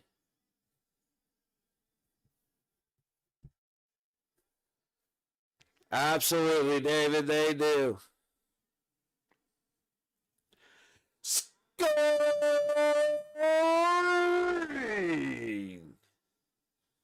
for your Golden Knights with his second of the season, his second of the game, and a power play goal, number 93, Mitch Marner, with an assist from your captain, number 61, Mark Stone. And a secondary assist from number 9, Jack Eichel. Yeah, yeah, yeah. What a game. See, again, I've said it over and over. This is on one tonight. I'm saying, for Jesus, the last couple of games where I didn't stay under, yep. Hey, it's getting there, dude. We got a full period to go. But, dude, the Knights got up by 1, and they stayed aggressive. They kept pressing. They got up by 2. They stayed aggressive. They kept pressing. Got up by 3. They got gifted a power play. So now Vegas has to come out in the third period with the sole goal of let's fuck them up. We are not here to make friends. We are here to run up the score. Let's get good. Dude, I would love to see that, Vegeta's. I was thinking more like 6-2. Like, I think they might get one in on Hilly, even though, dude, as critical of Hilly as I have always been, I will 100% give him credit when he is playing the way that he's playing right now. It has been fantastic to watch. Like I said, every now and then, Aiden Hill fucking reminds you of, oh, you're Aiden Hill. And then every now and then he reminds you, dude, he's Aiden Hill. And it's such a roller coaster of emotions. Damn, this game's loud as shit. All right, so we're going to watch the overtime in LA. Kings are going to start with the puck. Dowdy behind his own net.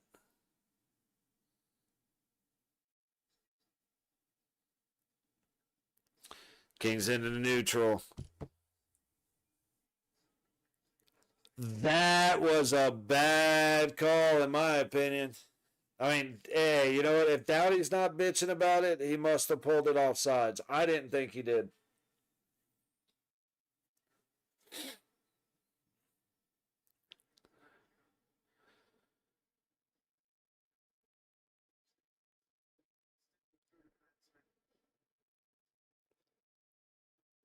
Like I said though, the power play last year was incredible for Vegas.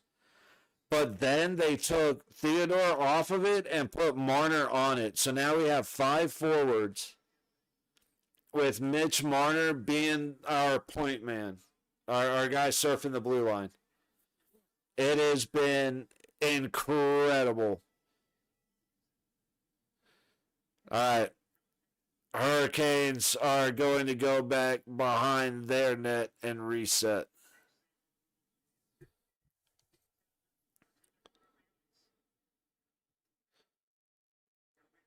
Carolina out of their zone. Hitting neutral. They're going to circle back. It was a little bit of a sloppy entry. I wanted to check. I wanted to see who's in net. You got the Bussy and Forsberg. Okay. Carolina gets it. Going to throw it all the way down to their goalie. That Bussy almost misplayed it. I know it's Bussy, but Bussy is way funnier. All right, Carolina's going to reset again. They are in no hurry. 3.5 minutes to go in the overtime.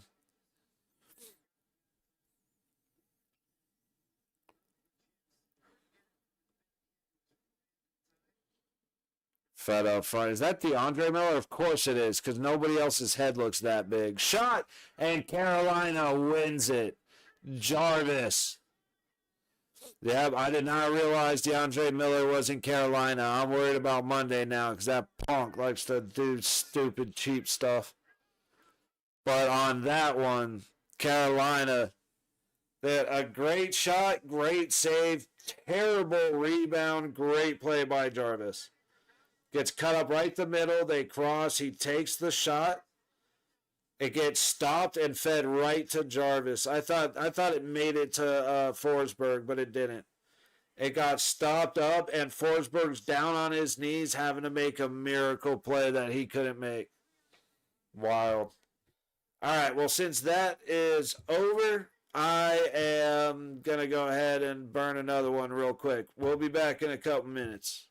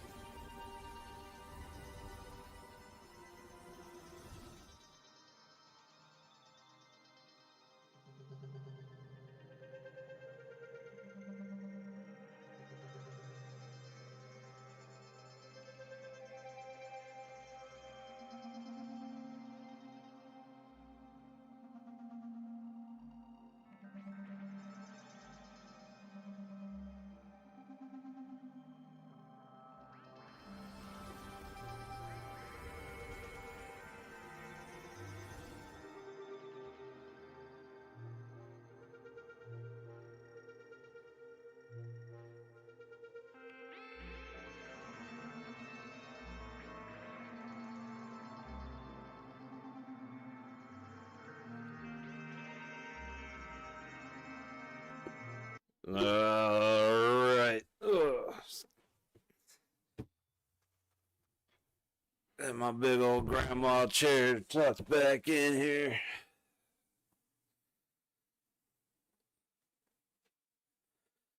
Got about another 5 seconds. Then it should be, don't know when we'll come back from commercial break, but at least intermission will be done. So, guessing the Avalanche ended up winning 3. I didn't even know the Penguin and the Sharks were playing. I would have just hung out and started watching that game. Man, I feel dumb. I gotta start looking at that more closely. Avalanche won 4-1. Kind of assumed there'd be an empty net. Dude, the shots were 38-14 Colorado. Holy. They never gave the Bruins a chance.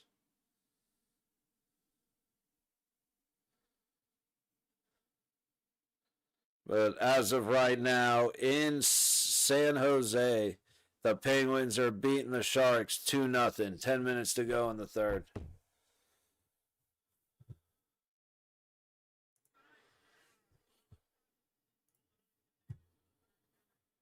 All right.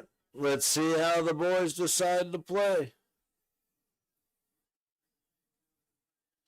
See if they start sitting on their heels, doing short shift, dump and change, or if we stay aggressive, we keep the pressure in the Calgary zone.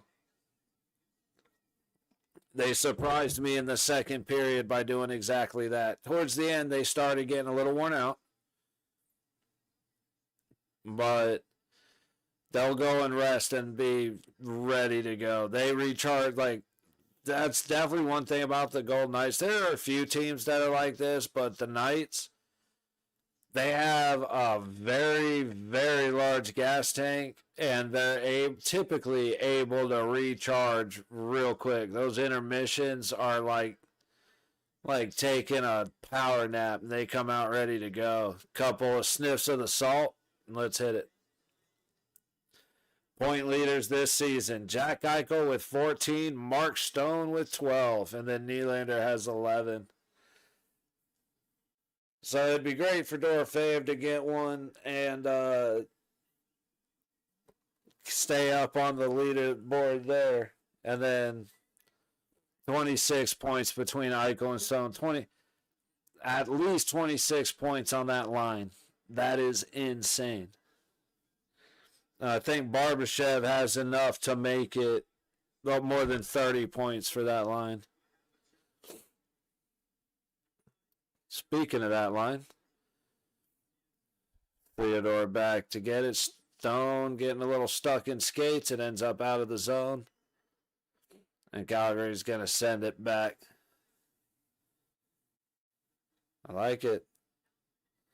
Stopping pressure at the blue line. Stopping the entry. Don't let him get to the dots. Or don't let him get to the circles. Theodore over to McNabb. Circles back. Toss it to Theodore. I'm not sure what we're trying to set up here.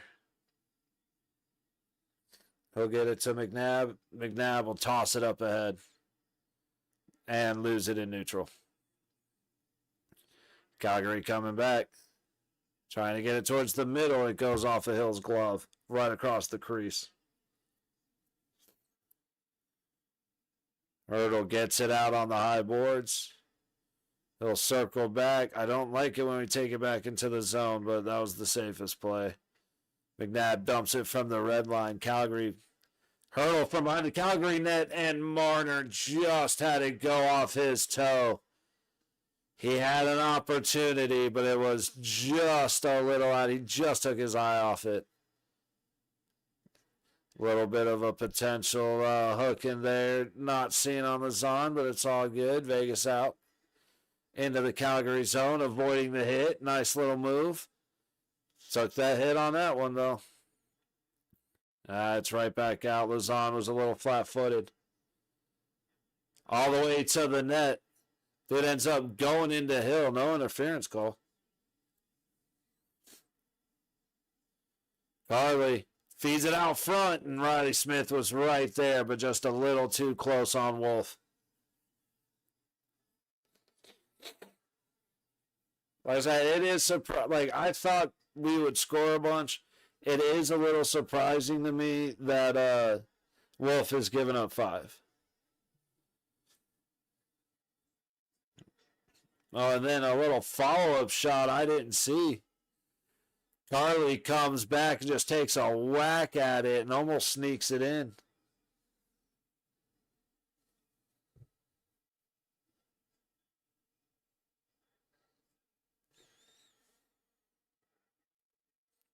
Two minutes gone in the third. Shots are 20-18 Vegas.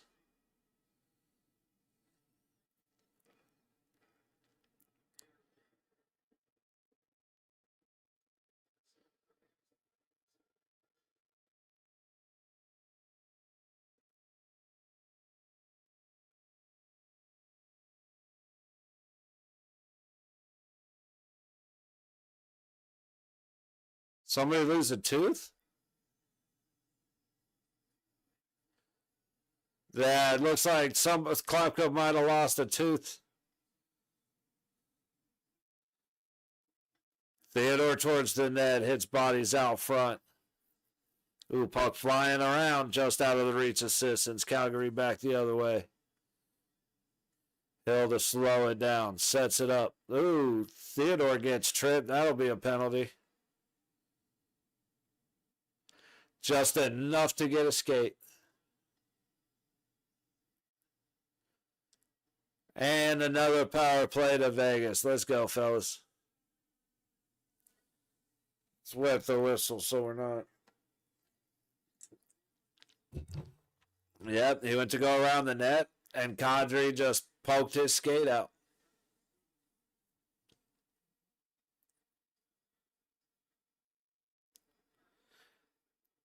Like, especially the timing. If he had been a little sooner, a little later, it might have been different. But he knocked the skate right when Theodore was leaning to his right and put all his weight on his right skate. That's when the poke came. 8 power play goals this season, most in team history through the first 6 games. I gotta love it.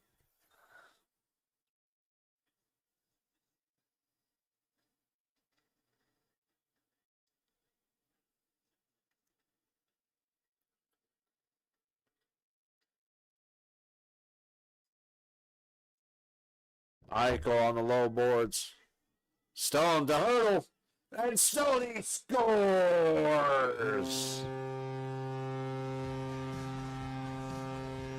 Unreal.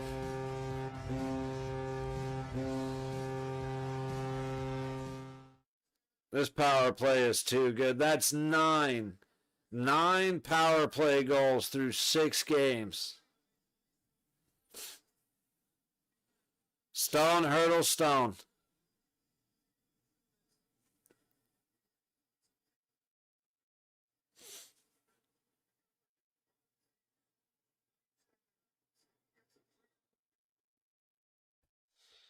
All right, let's get ready. Hang on.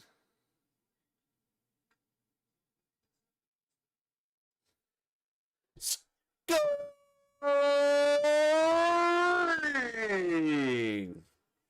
for your Golden Knights with his 4th point of the game, his 2nd goal of the game, and a power play goal. Your captain, number 61, Mark Stone,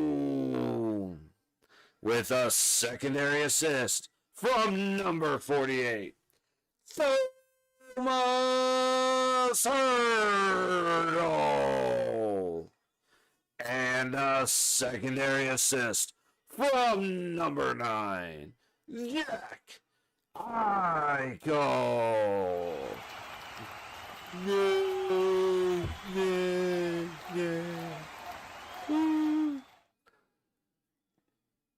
So that puts Jack at 15 points and Stoney at 13 points on the season.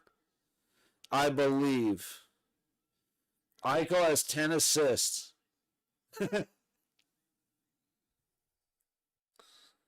Stone has 11 assists. Eichel has 10 assists.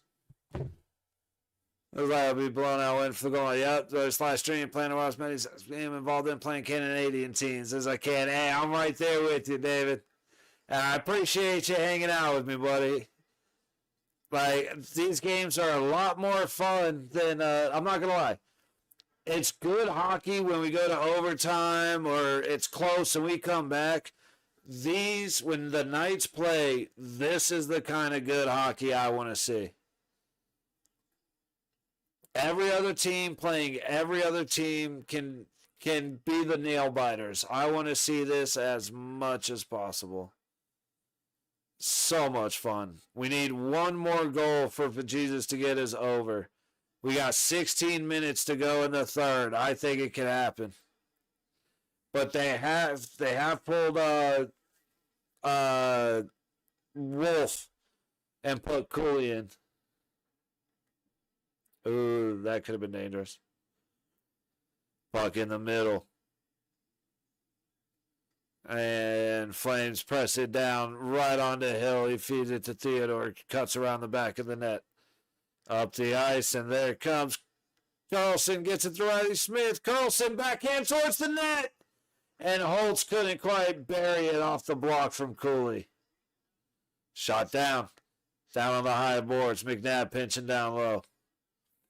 Driving still here. For sure, buddy. You only need one more goal either way. You got one of your bets for sure, but you just need one goal either way. Oh, Vegas stuffed on the pass, and then dude goes backwards. I don't know if he caught an edge or got tripped. Carlson. You have heard me, big bro. Always, brother, always. Unless, even when I don't agree with your bets, I'm always rooting to be disappointed. I like seeing the money flow, man.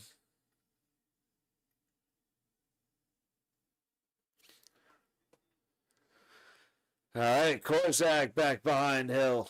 Looking for a place to go. 14.5 to go in the third.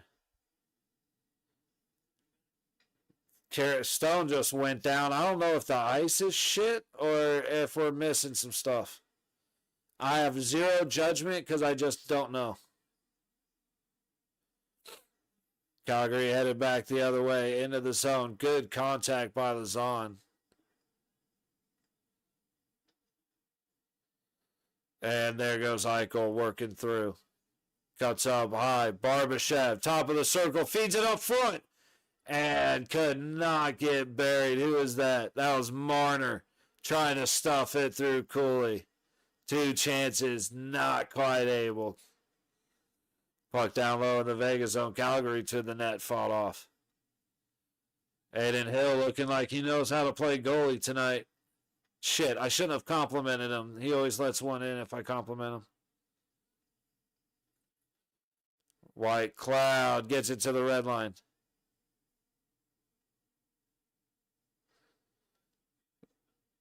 Everybody changing. Yeah, that is wild. 10.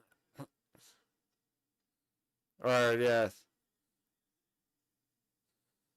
Goals in the 2 games against Calgary are 10-3 Vegas. McNabb, Theodore, swallowed up by Wolf. Hey, I get it, dude. Yeah, the unders are deadly, man. Yeah, so we got just under 13 minutes to go in the third. We need to see one more goal. Yeah, right? All right, what's happening in San Jose? Still 2-0. Penguins on a power play.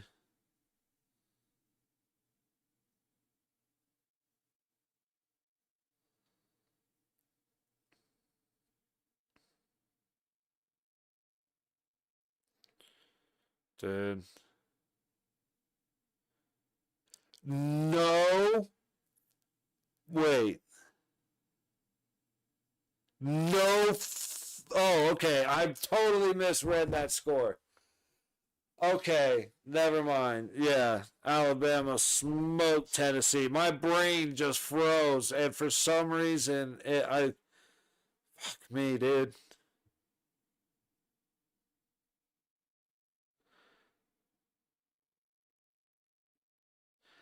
Holy shit. I mean, beer chugging on Discord if they get 8-1. Word. Love to see it. You did call it. I said I was thinking 6-2, but if they end up 8-1, that's 100% you called it.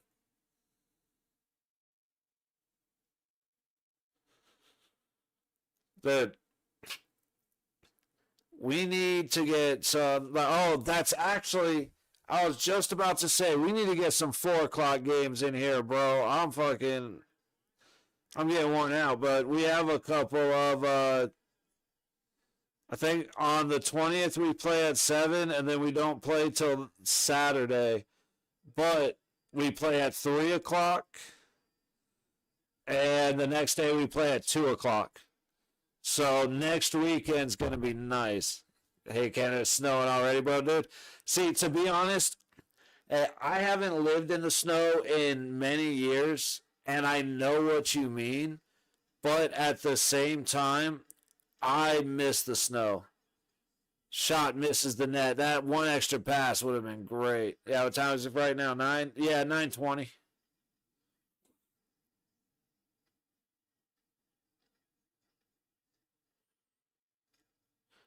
Like, it's better than, like, the guys in Boston who want to watch the Bruins play and the game doesn't start till 10 p.m. for them. Like, that sucks. But, like I said, it's more a game like this because I've just been shouting and excited and happy this whole game, so it's great. Yeah, that deal should never. It's not miss a low key vibe, but it sucks that it's dark so early. Yeah, absolutely. See, we're at the point, or we're getting close to the point where it's going to be dark at 4 p.m.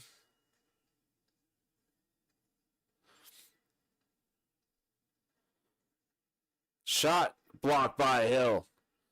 Vegas headed back the other way. Riley Smith with Holtzy. Carlson cuts the pass up the wall.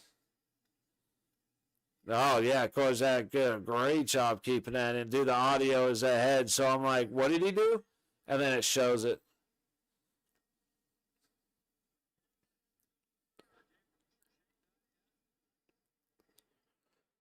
Yep, 11-20.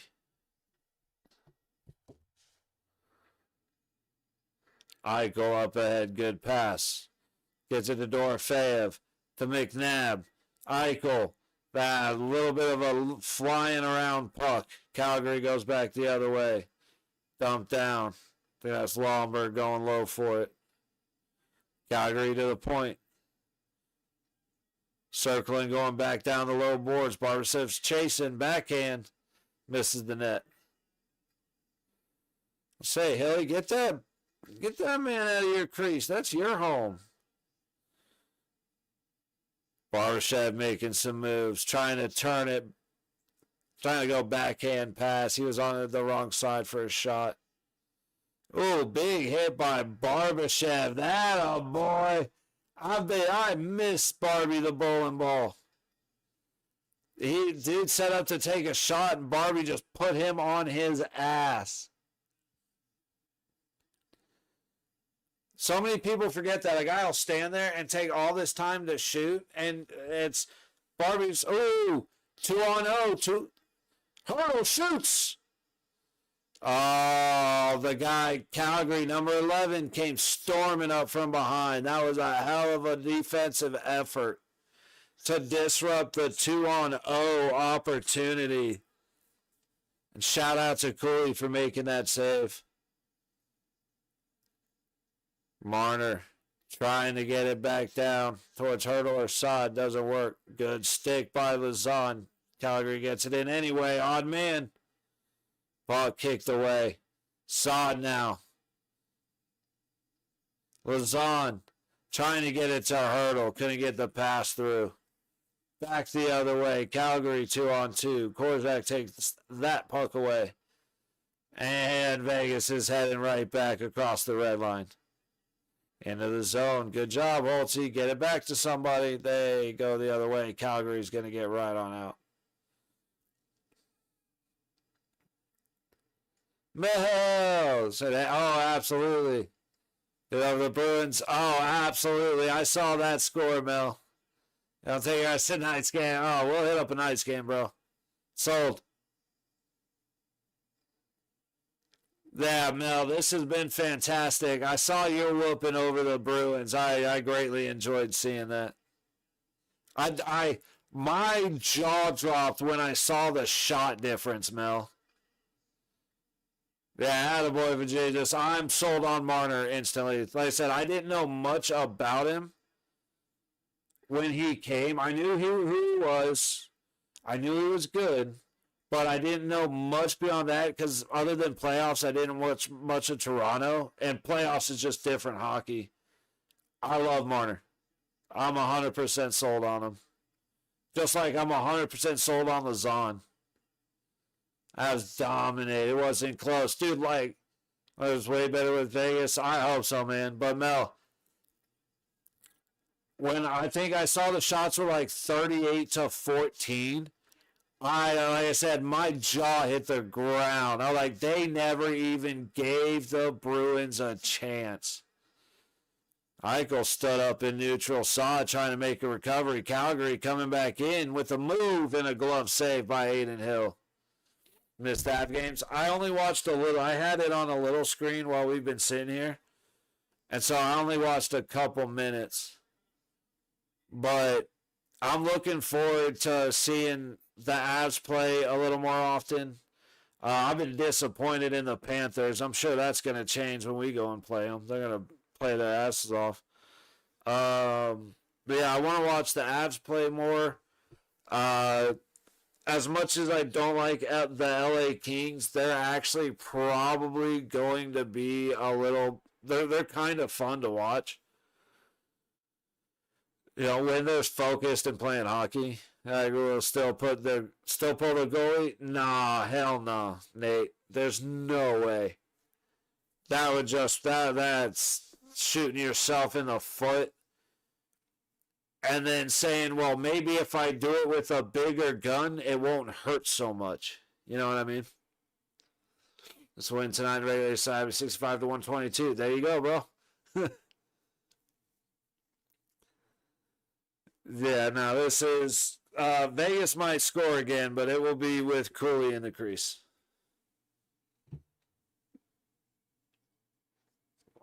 I do.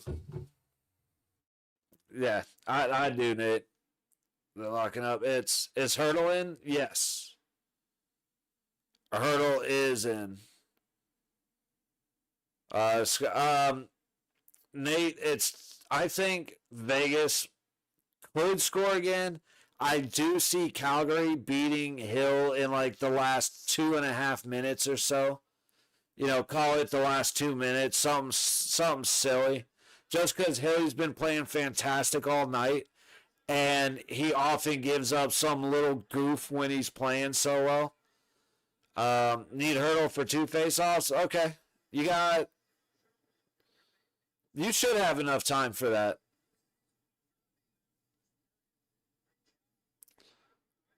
Sharks getting shut out by Pittsburgh. Yeah, that's Sharks do bad equals Timmy do a happy.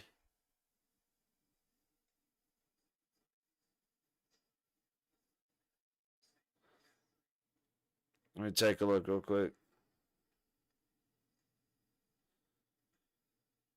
Oh yeah, they were said betting was a little rough today, unless you went for individual games. 7.5 looking tasty right now. Vajesus is on that 7.5. He started the game with the 7.5. So, ooh, so we got 6-pack now. Reset, nice. Plus 100. Oof, yeah. I said that earlier. Yeah. I'm pulling for one more. I think Vegas could get one more, but at this point, I don't care. Let Calgary score.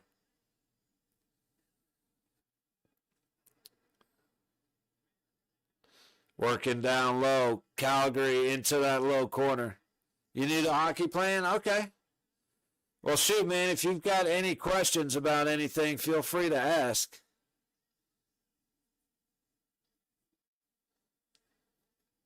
Dude, Barbie just got tied up. He kind of got his ass kicked right there. Calgary down to the low boards, trying to feed it to the point, working across the blue line. Shoot. Hits the back boards. Battle for it in the high corner. Ooh, Carly getting in there. Not able to get it clear.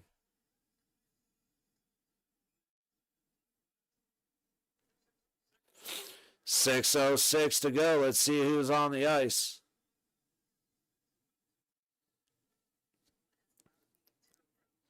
I said the face-offs might be a little tight just because I don't necessarily see that line spending more than a minute and a half on the ice, 2 minutes on the ice throughout the rest of the game. So hopefully we get some pucks out of play and some stuff like that, and you'll get the face-off. And I'm about to be in here for a while, but so much about players. I mean, hey, cheers. Oh, yeah. We'll. Like I said, we're below 6 minutes, so. Oh, fed over to Carlson. Damn it, feed. Lazan taking a shot, swallowed up by Cooley. He dropped it, but he'll freeze it. Yeah, buddy, we're here. I'm usually here for all of the Golden Knights games. If the Golden Knights don't play, then we're here for some other game. Like we watched the other night, we watched the Kings and the Jets.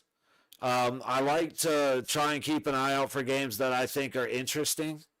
So, like when Tampa and Florida play each other, Toronto plays one of those two. Toronto and Boston, Dallas and Colorado, LA and Edmonton. Like there are a bunch of matchups that are going to be really, really good hockey. You like Florida? Right on.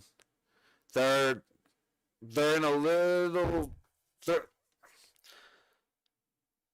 They're not playing quite the way I expected them to play this season, but I like Florida. Like I said, it's been painful because Marchand's on the team, and I just hate Marchand. But yeah, they are not playing the way I expected them to play. Like props to them playing Tampa in the preseason because that shit could have gotten a lot worse. But Florida was a lot more level-headed than I expected.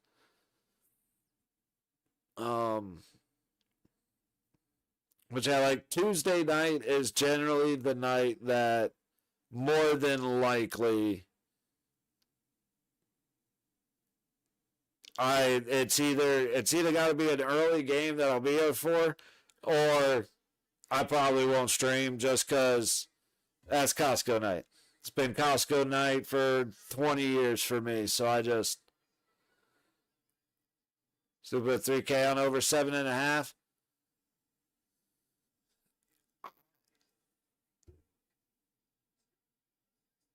When you start throwing money around like that, I have zero opinion. Because if I say yes and you don't do it and it hits, then fuck. If you do it and it doesn't, then shit. You know what I mean? Guy gets one more hurdle. It's gonna be tight because there's only 5:42 left, so it depends on the stoppages. That's the hardest thing.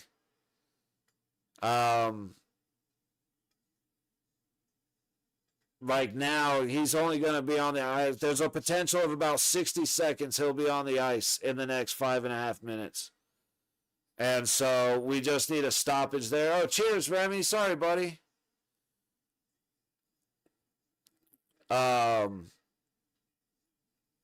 Ooh, pushing the net over. So it's very much possible. The likelihood of it is going to be real tight.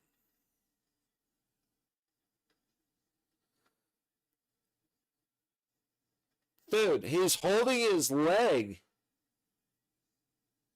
Lazan just tying up two guys. Like, what are we doing? But yeah, I hope you're good, Remy. Cheers, buddy. 4:40 to go in the third period. Yeah, so fourth line's out now, which, so you should have Hurdle on the ice probably somewhere about that 3-minute mark. Come back and someone will score. Go do it, dude.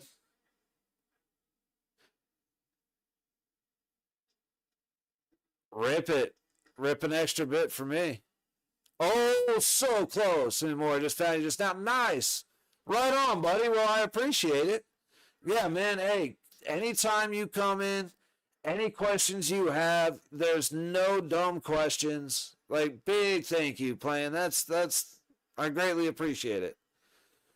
But yeah, that's real talk. No dumb questions. I've explained icing and offsides more times than I can count. Basically anything and everything that could be talked about, we'll talk about it. Like, more than happy. I appreciate that, Jesus. That's very kind of you. Dude, fuck. Calgary, they tried to give Calgary a score, and Calgary missed. I want to see this last goal so bad. 7.5 is plus 240 now. Bro, I can't, like I said, dude, this is where I take a step back because I absolutely see the over happening, but I am not. If you were like, hey, should I throw $30 on the over, I would have said yeah.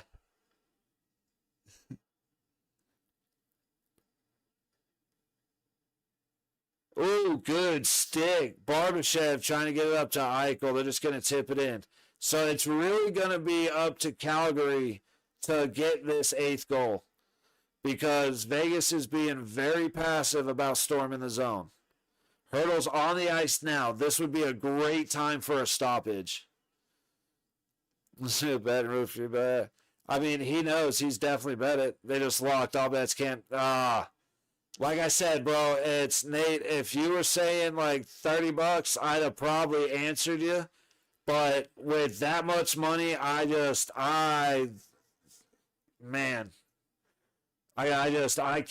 can't have that on my conscience. Okay, here we go. We've got an out of play stoppage. We should get a Hurdle face off. Unless they go for a change, we should get a Hurdle face off. Rip it, bejesus, rip it.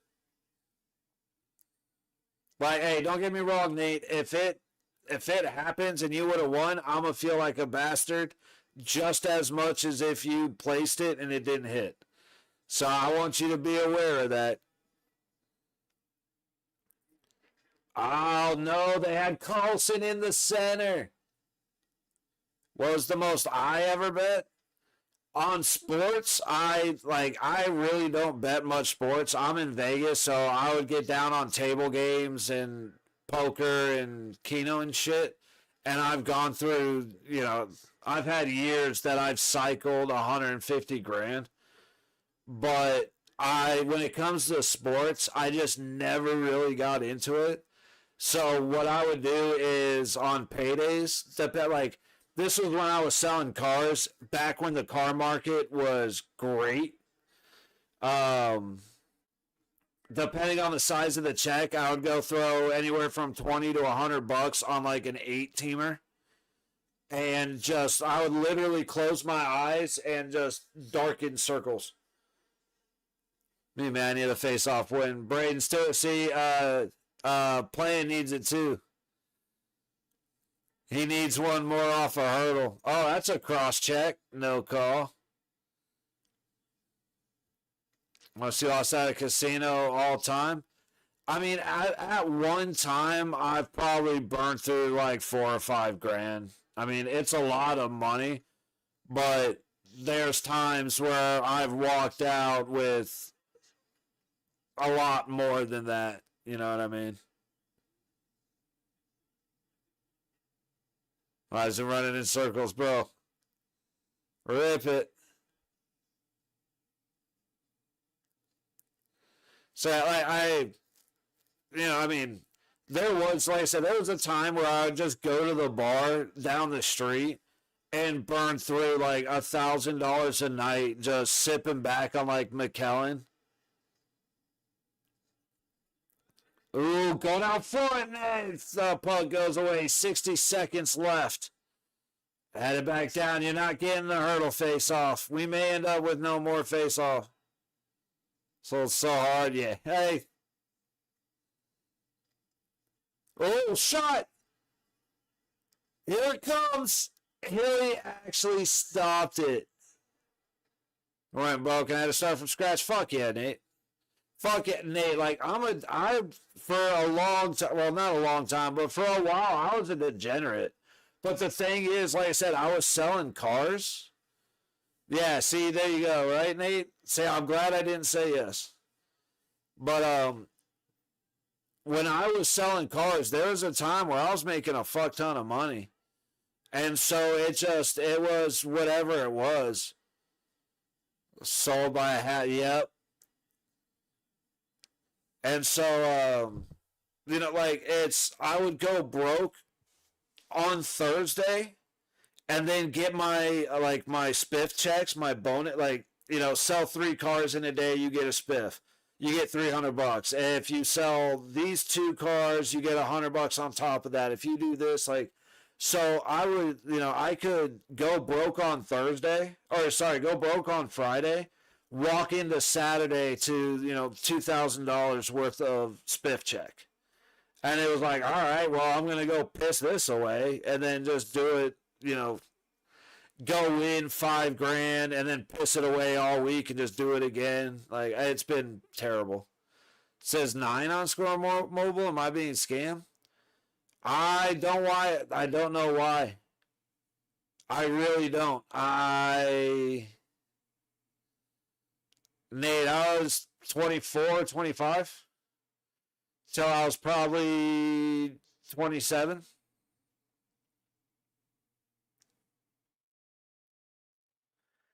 It's something I preach about staying away from. Like, the shit ain't worth it. Don't get addicted, man.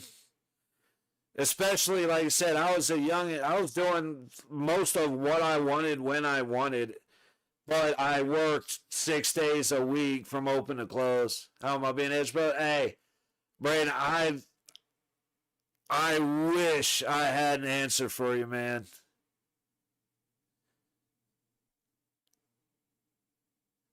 Unfortunately, everything was looking fantastic for so long, and it all just came up a bit short with 16 minutes to go.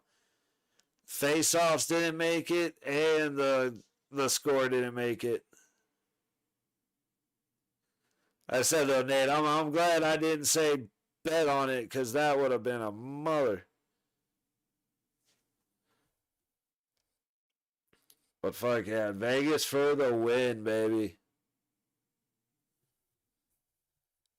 I'll say Vegeta's at least hitting on the Vegas win, so we got some money out of here tonight. Community win. All right. So Monday, 7 o'clock, same time. And then there are no Golden Knights games till the 25th. So after Monday, we'll be here for hockey. It's just not going to be nighttime. So I think I was talking about Costco earlier, going to switch it up and go Thursday. So I might be on for an early game Thursday, depending. But as for tomorrow, you got the Canucks in Washington against the Capitals. You got the Oilers in Detroit against the Red Wings. And the Red Wings are 4-1. So and the Oilers are 2-2-1. So that might be the game I choose tomorrow. Is the noon game. We'll see. Because you got the Ducks and the Blackhawks and the Bruins and the Mammoth. Now I haven't seen the Mammoth play yet. So I may have to watch that one. Same. Is this still here? Hey, playing, you still here, buddy?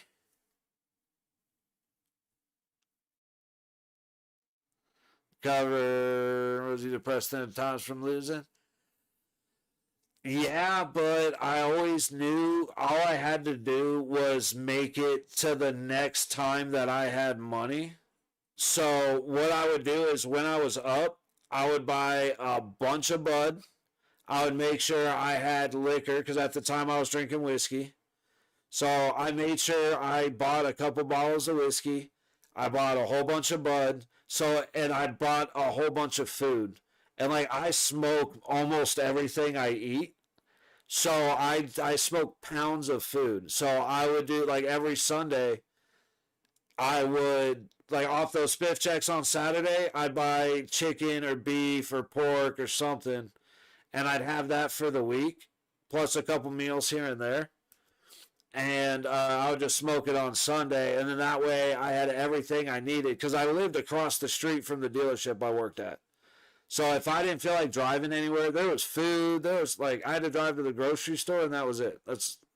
So it wasn't that bad. That's why it lasted so long. The depression kicked in mostly because of the alcohol. So I would just take a break for a week and feel great and then just crash again drinking. And I was able to recover because I just got sick of it. Like I ended up I started spending my money on other things. And when I got in a relationship and slowly she turned into this hardcore alcoholic and it just turned me the fuck off. So when we broke up, I was just like, dude, fuck that. I'm not like, I'll hang on to my money. I just don't need it anymore. And then with the alcohol, every now and then, I'll grab a bottle of Bullet Bourbon or I'll have a couple beers. Like we started the season with a couple games where I was drinking, but I do it very, very rarely. Like other than typically I'll get a bottle of bourbon for my birthday and for Christmas. Besides that, I typically don't buy it. Yo, Tortilla Boy, how you doing? What's good? Yeah, VGK for the win, dude. It was a fantastic night. Fantastic game. Incredibly fun to watch. Like I've said it over and over and over again. When it comes to any team in the league besides the Golden Knights, I want to see a game go to overtime. I want to see it be a knuckle biter. Like I think it was Winnipeg who scores with 2 seconds left to tie it in the final game of the series. Like I love that. When it's the Golden Knights, I want 6-1 every single time. There is no discussion about it. If it's not 6-1, then it's way too close of a game. If it's 5-1, what are we doing, fellas? Why are we being so soft? Get out there and score some goals. Come on.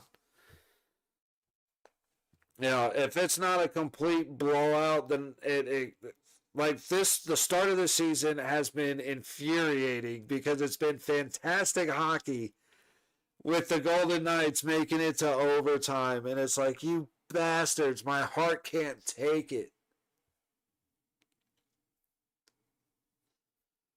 So yeah, Nate, when it comes to recovery, man, the biggest thing you got to do is just get your mind elsewhere. So whenever you want to do the thing you normally do, that's when you go for a fucking bike ride or a walk or go to the gym. The gym was a big one. You know, if I got time to go sit in a bar, I got time to go to the gym. So start going to the gym. Bought an e-bike actually because I'm about 7 miles away from the gym.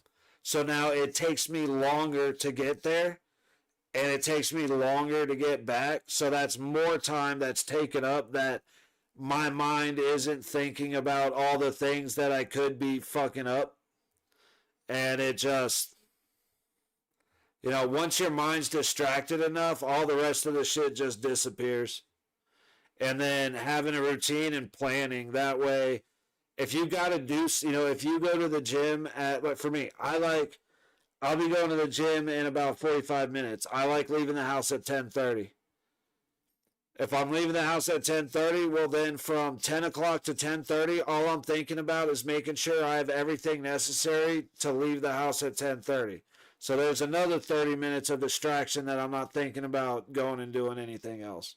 I'm not thinking about betting or drinking or gambling or whatever. So I know that's maybe a little bit rambly, but it's one of those things. Eventually, either you fix it or you fuck up enough to where you don't have a choice. That's really up to you. You know, and then the biggest thing is when you do fuck up, and it's typically not if, it's when you do. The best, like the most important thing is sitting down with yourself and saying, like I'm talking a real come to Jesus moment and taking responsibility for it, because you know, I had a buddy come in that was sober and he broke his sobriety. It came in here looking for sympathy. Word. But yeah, like he came in here and was like, man, I broke it and I just feel so bad. It's like, yeah, motherfucker, you should. Like, nobody had control over that except for you, and you fucking disappointed yourself. Like, yeah, I'm disappointed in you too, but what the fuck does my opinion mean? Like, you know what I mean? And that's what it really comes down to. Until you're fucking over it, you're not gonna. It's one of those things too. Like, you know, if you change for the wrong reason, then that reason will bring back the habits. So if you start dating a chick and she changes your bad habits, as soon as y'all break up, the first thing you're gonna go do is go running right back to them. So it starts and finishes with, can I look myself in the mirror without calling myself a piece of shit? No? Okay, why not? And then every time something happens to you and you have the thought, well, that wasn't my fault. You already fucked up. Like, that's where you got to reset and be like, no. Everything that happens to me is my fault, whether it actually is or not. You know what I mean? And from there on, you just fucking, it's like I said, you just grab yourself by the dick and get over it. And until you do that, fucking good luck to you. You know what I mean? Say, lots of things help a lot of different people. God helps a lot of people. Going to church is a good start. I will always throw that out as a suggestion. If you're battling demons, for not a whole lot of better places to do it than there. And I'm not a good churchgoer, but that's better than finding the answers in a bar or, like I said, pissing away your money. Find a hobby that involves other people. Even if you suck, go join a bowling team.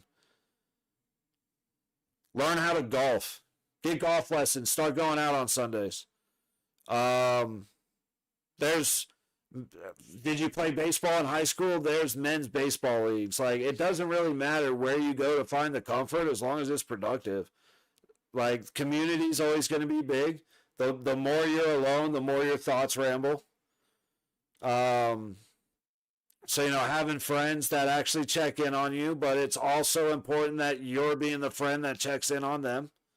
Because, you know, even like my best friend, we didn't talk for 2 months. He lives on the other side of the train tracks from me. I can walk to his house in 9 minutes. We haven't talked in 2 months. He had a family emergency, needed me to watch the dog. I was his first text, and there was no need to go further. Like, yeah, bro, I'll see it. Like, remind me of your garage door code. Sweet. And that's why I had whiskey a couple days ago, because he had a bottle of whiskey for me since I was doing him a favor. You know what I mean? It's shit like that. Like, you got to find people that'll check on you just as much as you'll check on them. Make sure you keep them around. And then if you can do a weekly thing, you know, for the next 9 weeks, like I said, join a bowling team. You're going to be hanging around a bunch of people that are just there for the same purpose. You know what I mean? You're not really going there to be, you'll get the occasional dickhead that's Mr. I'm the best, but everybody's there to hang out and just be together. And that's why I say shit like a bowling team or golf with friends, things like that, because like, go to the rec and play pickup basketball. That shit's not going to be relaxing. You know what I mean? We think about the Carter Hart signing. The dude was acquitted. The court said there was not enough evidence to, like, they did not meet their burden of proof. There have been hundreds, if not thousands, of women who have lied. In my impression, the London courts are worse about this shit than American courts. So the dude's not in jail. Look at the Duke lacrosse team. That bitch ruined those kids' lives and then admitted to lying about it. So as far as I'm concerned, the process went through. I don't care to look into it any further. I don't care what this says or that says. If there wasn't enough evidence to meet the burden of proof, then I look at it the same way as the E. Jean Carroll accusation. And that's just, it is, a lot of ups and downs, especially for dudes trying to make a living. Hold up. Yeah, that says you got to keep going, learning from him. That's it, Nate. Like, dude, life is life. Fuck up. Make a mistake. As long as it's not, if you, and I'm going to back that up with, don't go rob a bank. Like, that's not a fuck up. That's beyond what I'm saying. But, you gotta, if you think you can, if you have an opportunity over here, but it risks the opportunity over here, maybe you should take the risk, and maybe it shouldn't work out. And maybe you shouldn't be able to go back to this opportunity, so that you are forced to go find a new opportunity that ends up being the right one. Like, sometimes this decision works out and that was the right way to go. Sometimes staying is the right way to go. It's everything's up and down, but sometimes you have to make the wrong decision. And every now and then it fucks up a lot more than you were ever willing to pay, and there's no way of getting it back. And it is what it is. Like, if you wasted 5 years of your life, be it like me, being an alcoholic, living in bars, well, guess what I'm not going to do for the next 5 years of my life? I'm not going to do that. I'm going to go do something the fuck else. And I'm looking at moving to Boston in the spring. My aunt's boyfriend has a contracting company. He's willing to have me come and work with him. It could be the worst decision in the world. I don't fucking know. You know what I mean? But being in Vegas, I'm not thrilled. Like, I'd rather be somewhere else, so fuck it. Let me risk making the wrong decision. But at the same time, if it ends up being the wrong decision, then you can't sit there and fucking take that risk. Exactly. And if it doesn't work out, you don't, take your 5 minutes to hang your head, take your 5 minutes to pout and be pissy and be a little bastard about how life sucks and you never get what you want. And then when that 5 minutes is over, like I said earlier, grab your dick, stand the fuck up, and get your ass going. Like, it's okay to be bummed out, disappointed, sad, angry, depressed, frustrated, all that shit. It's okay. It's fucking life. Like, if your life is entirely sunshines and rainbows, you're full of shit. And, like, I don't want to hear a word from you because you are a liar. So it's just, if you're in a tough spot right now, the only option you have is to sit in a room by yourself. No phone, no TV, no music, nothing. A quiet room where you have nothing but your thoughts, and you better brace yourself, because you have never experienced a feeling in your life that will ever compare to looking deep inside your own consciousness. I promise you. It is the most brutal thing you will ever do, because you relive every mistake you've ever made. Every wrong thing you've ever said, no matter how big or small, every move, what if, all of it. And it will fucking bury you. And if you don't come out on the other side of that slightly destroyed and ashamed, you didn't do it right, try again. And for real, that's just that's the option. Because like, and I've had that conversation with myself more than once. There's times where it doesn't stick. But like I said, if you look at yourself in the mirror and you can say, you know what, I can do better, but it's okay. You're at a good spot. If you look in the mirror and say, fuck, I hate myself, then what are you doing? Like, at that point, like, if you're doing things wrong, if you're constantly broke because you're gambling, you don't get to fucking bitch to me. You don't get to complain about being broke or about life being hard if you went and fucked away your money. You know what I mean? What you can do is, hey, is there extra stuff I can do to make a little more money? Do we have any extra spiffs going on this? Do we have this or that? But you don't get to fucking bitch to me. No shit, playing, he got it.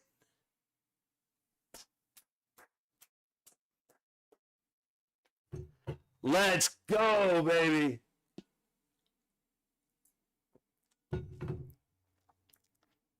Fuck yeah, that means Brady got it. And he said that it cashed. He's like, wait, what's going on?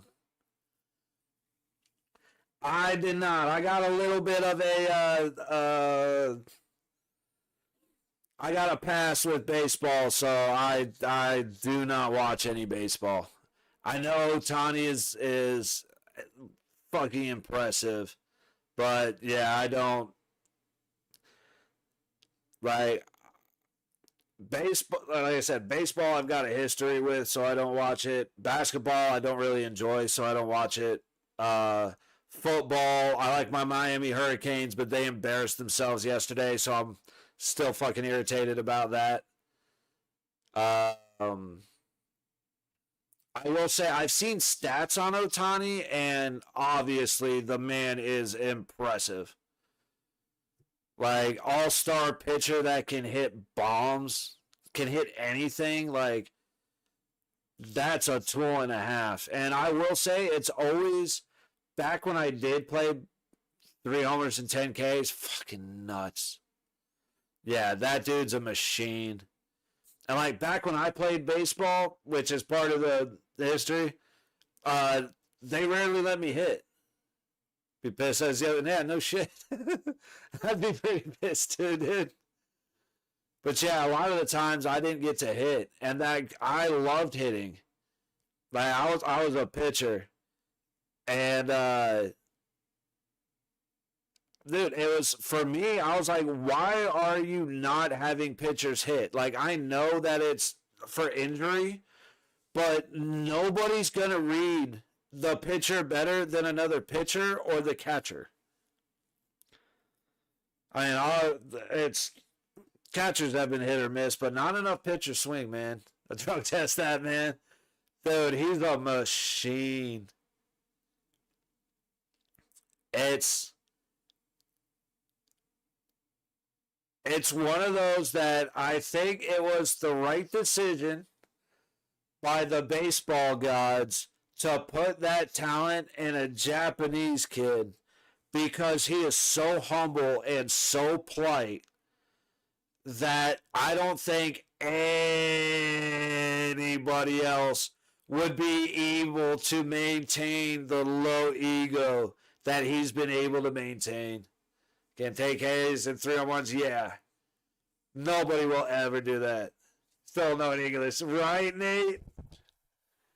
My man. But like, dude, that Japanese upbringing, because my best friend, the one that I was saying, or one of my best friends that's on the other side of the train tracks, I was just talking about watching his dog. He was stationed as a Marine in Japan. And so his wife is Japanese. His kids are half Japanese. So there's a lot, I've been introduced to so much of Japanese culture through them. And like, my nieces and nephews are above and beyond any little humans in the world, flat out. But their 2 kids are like that. Those that's my boy, and that little girl is going to be protected for life type of stuff. But they're just the sweetest kids in the world.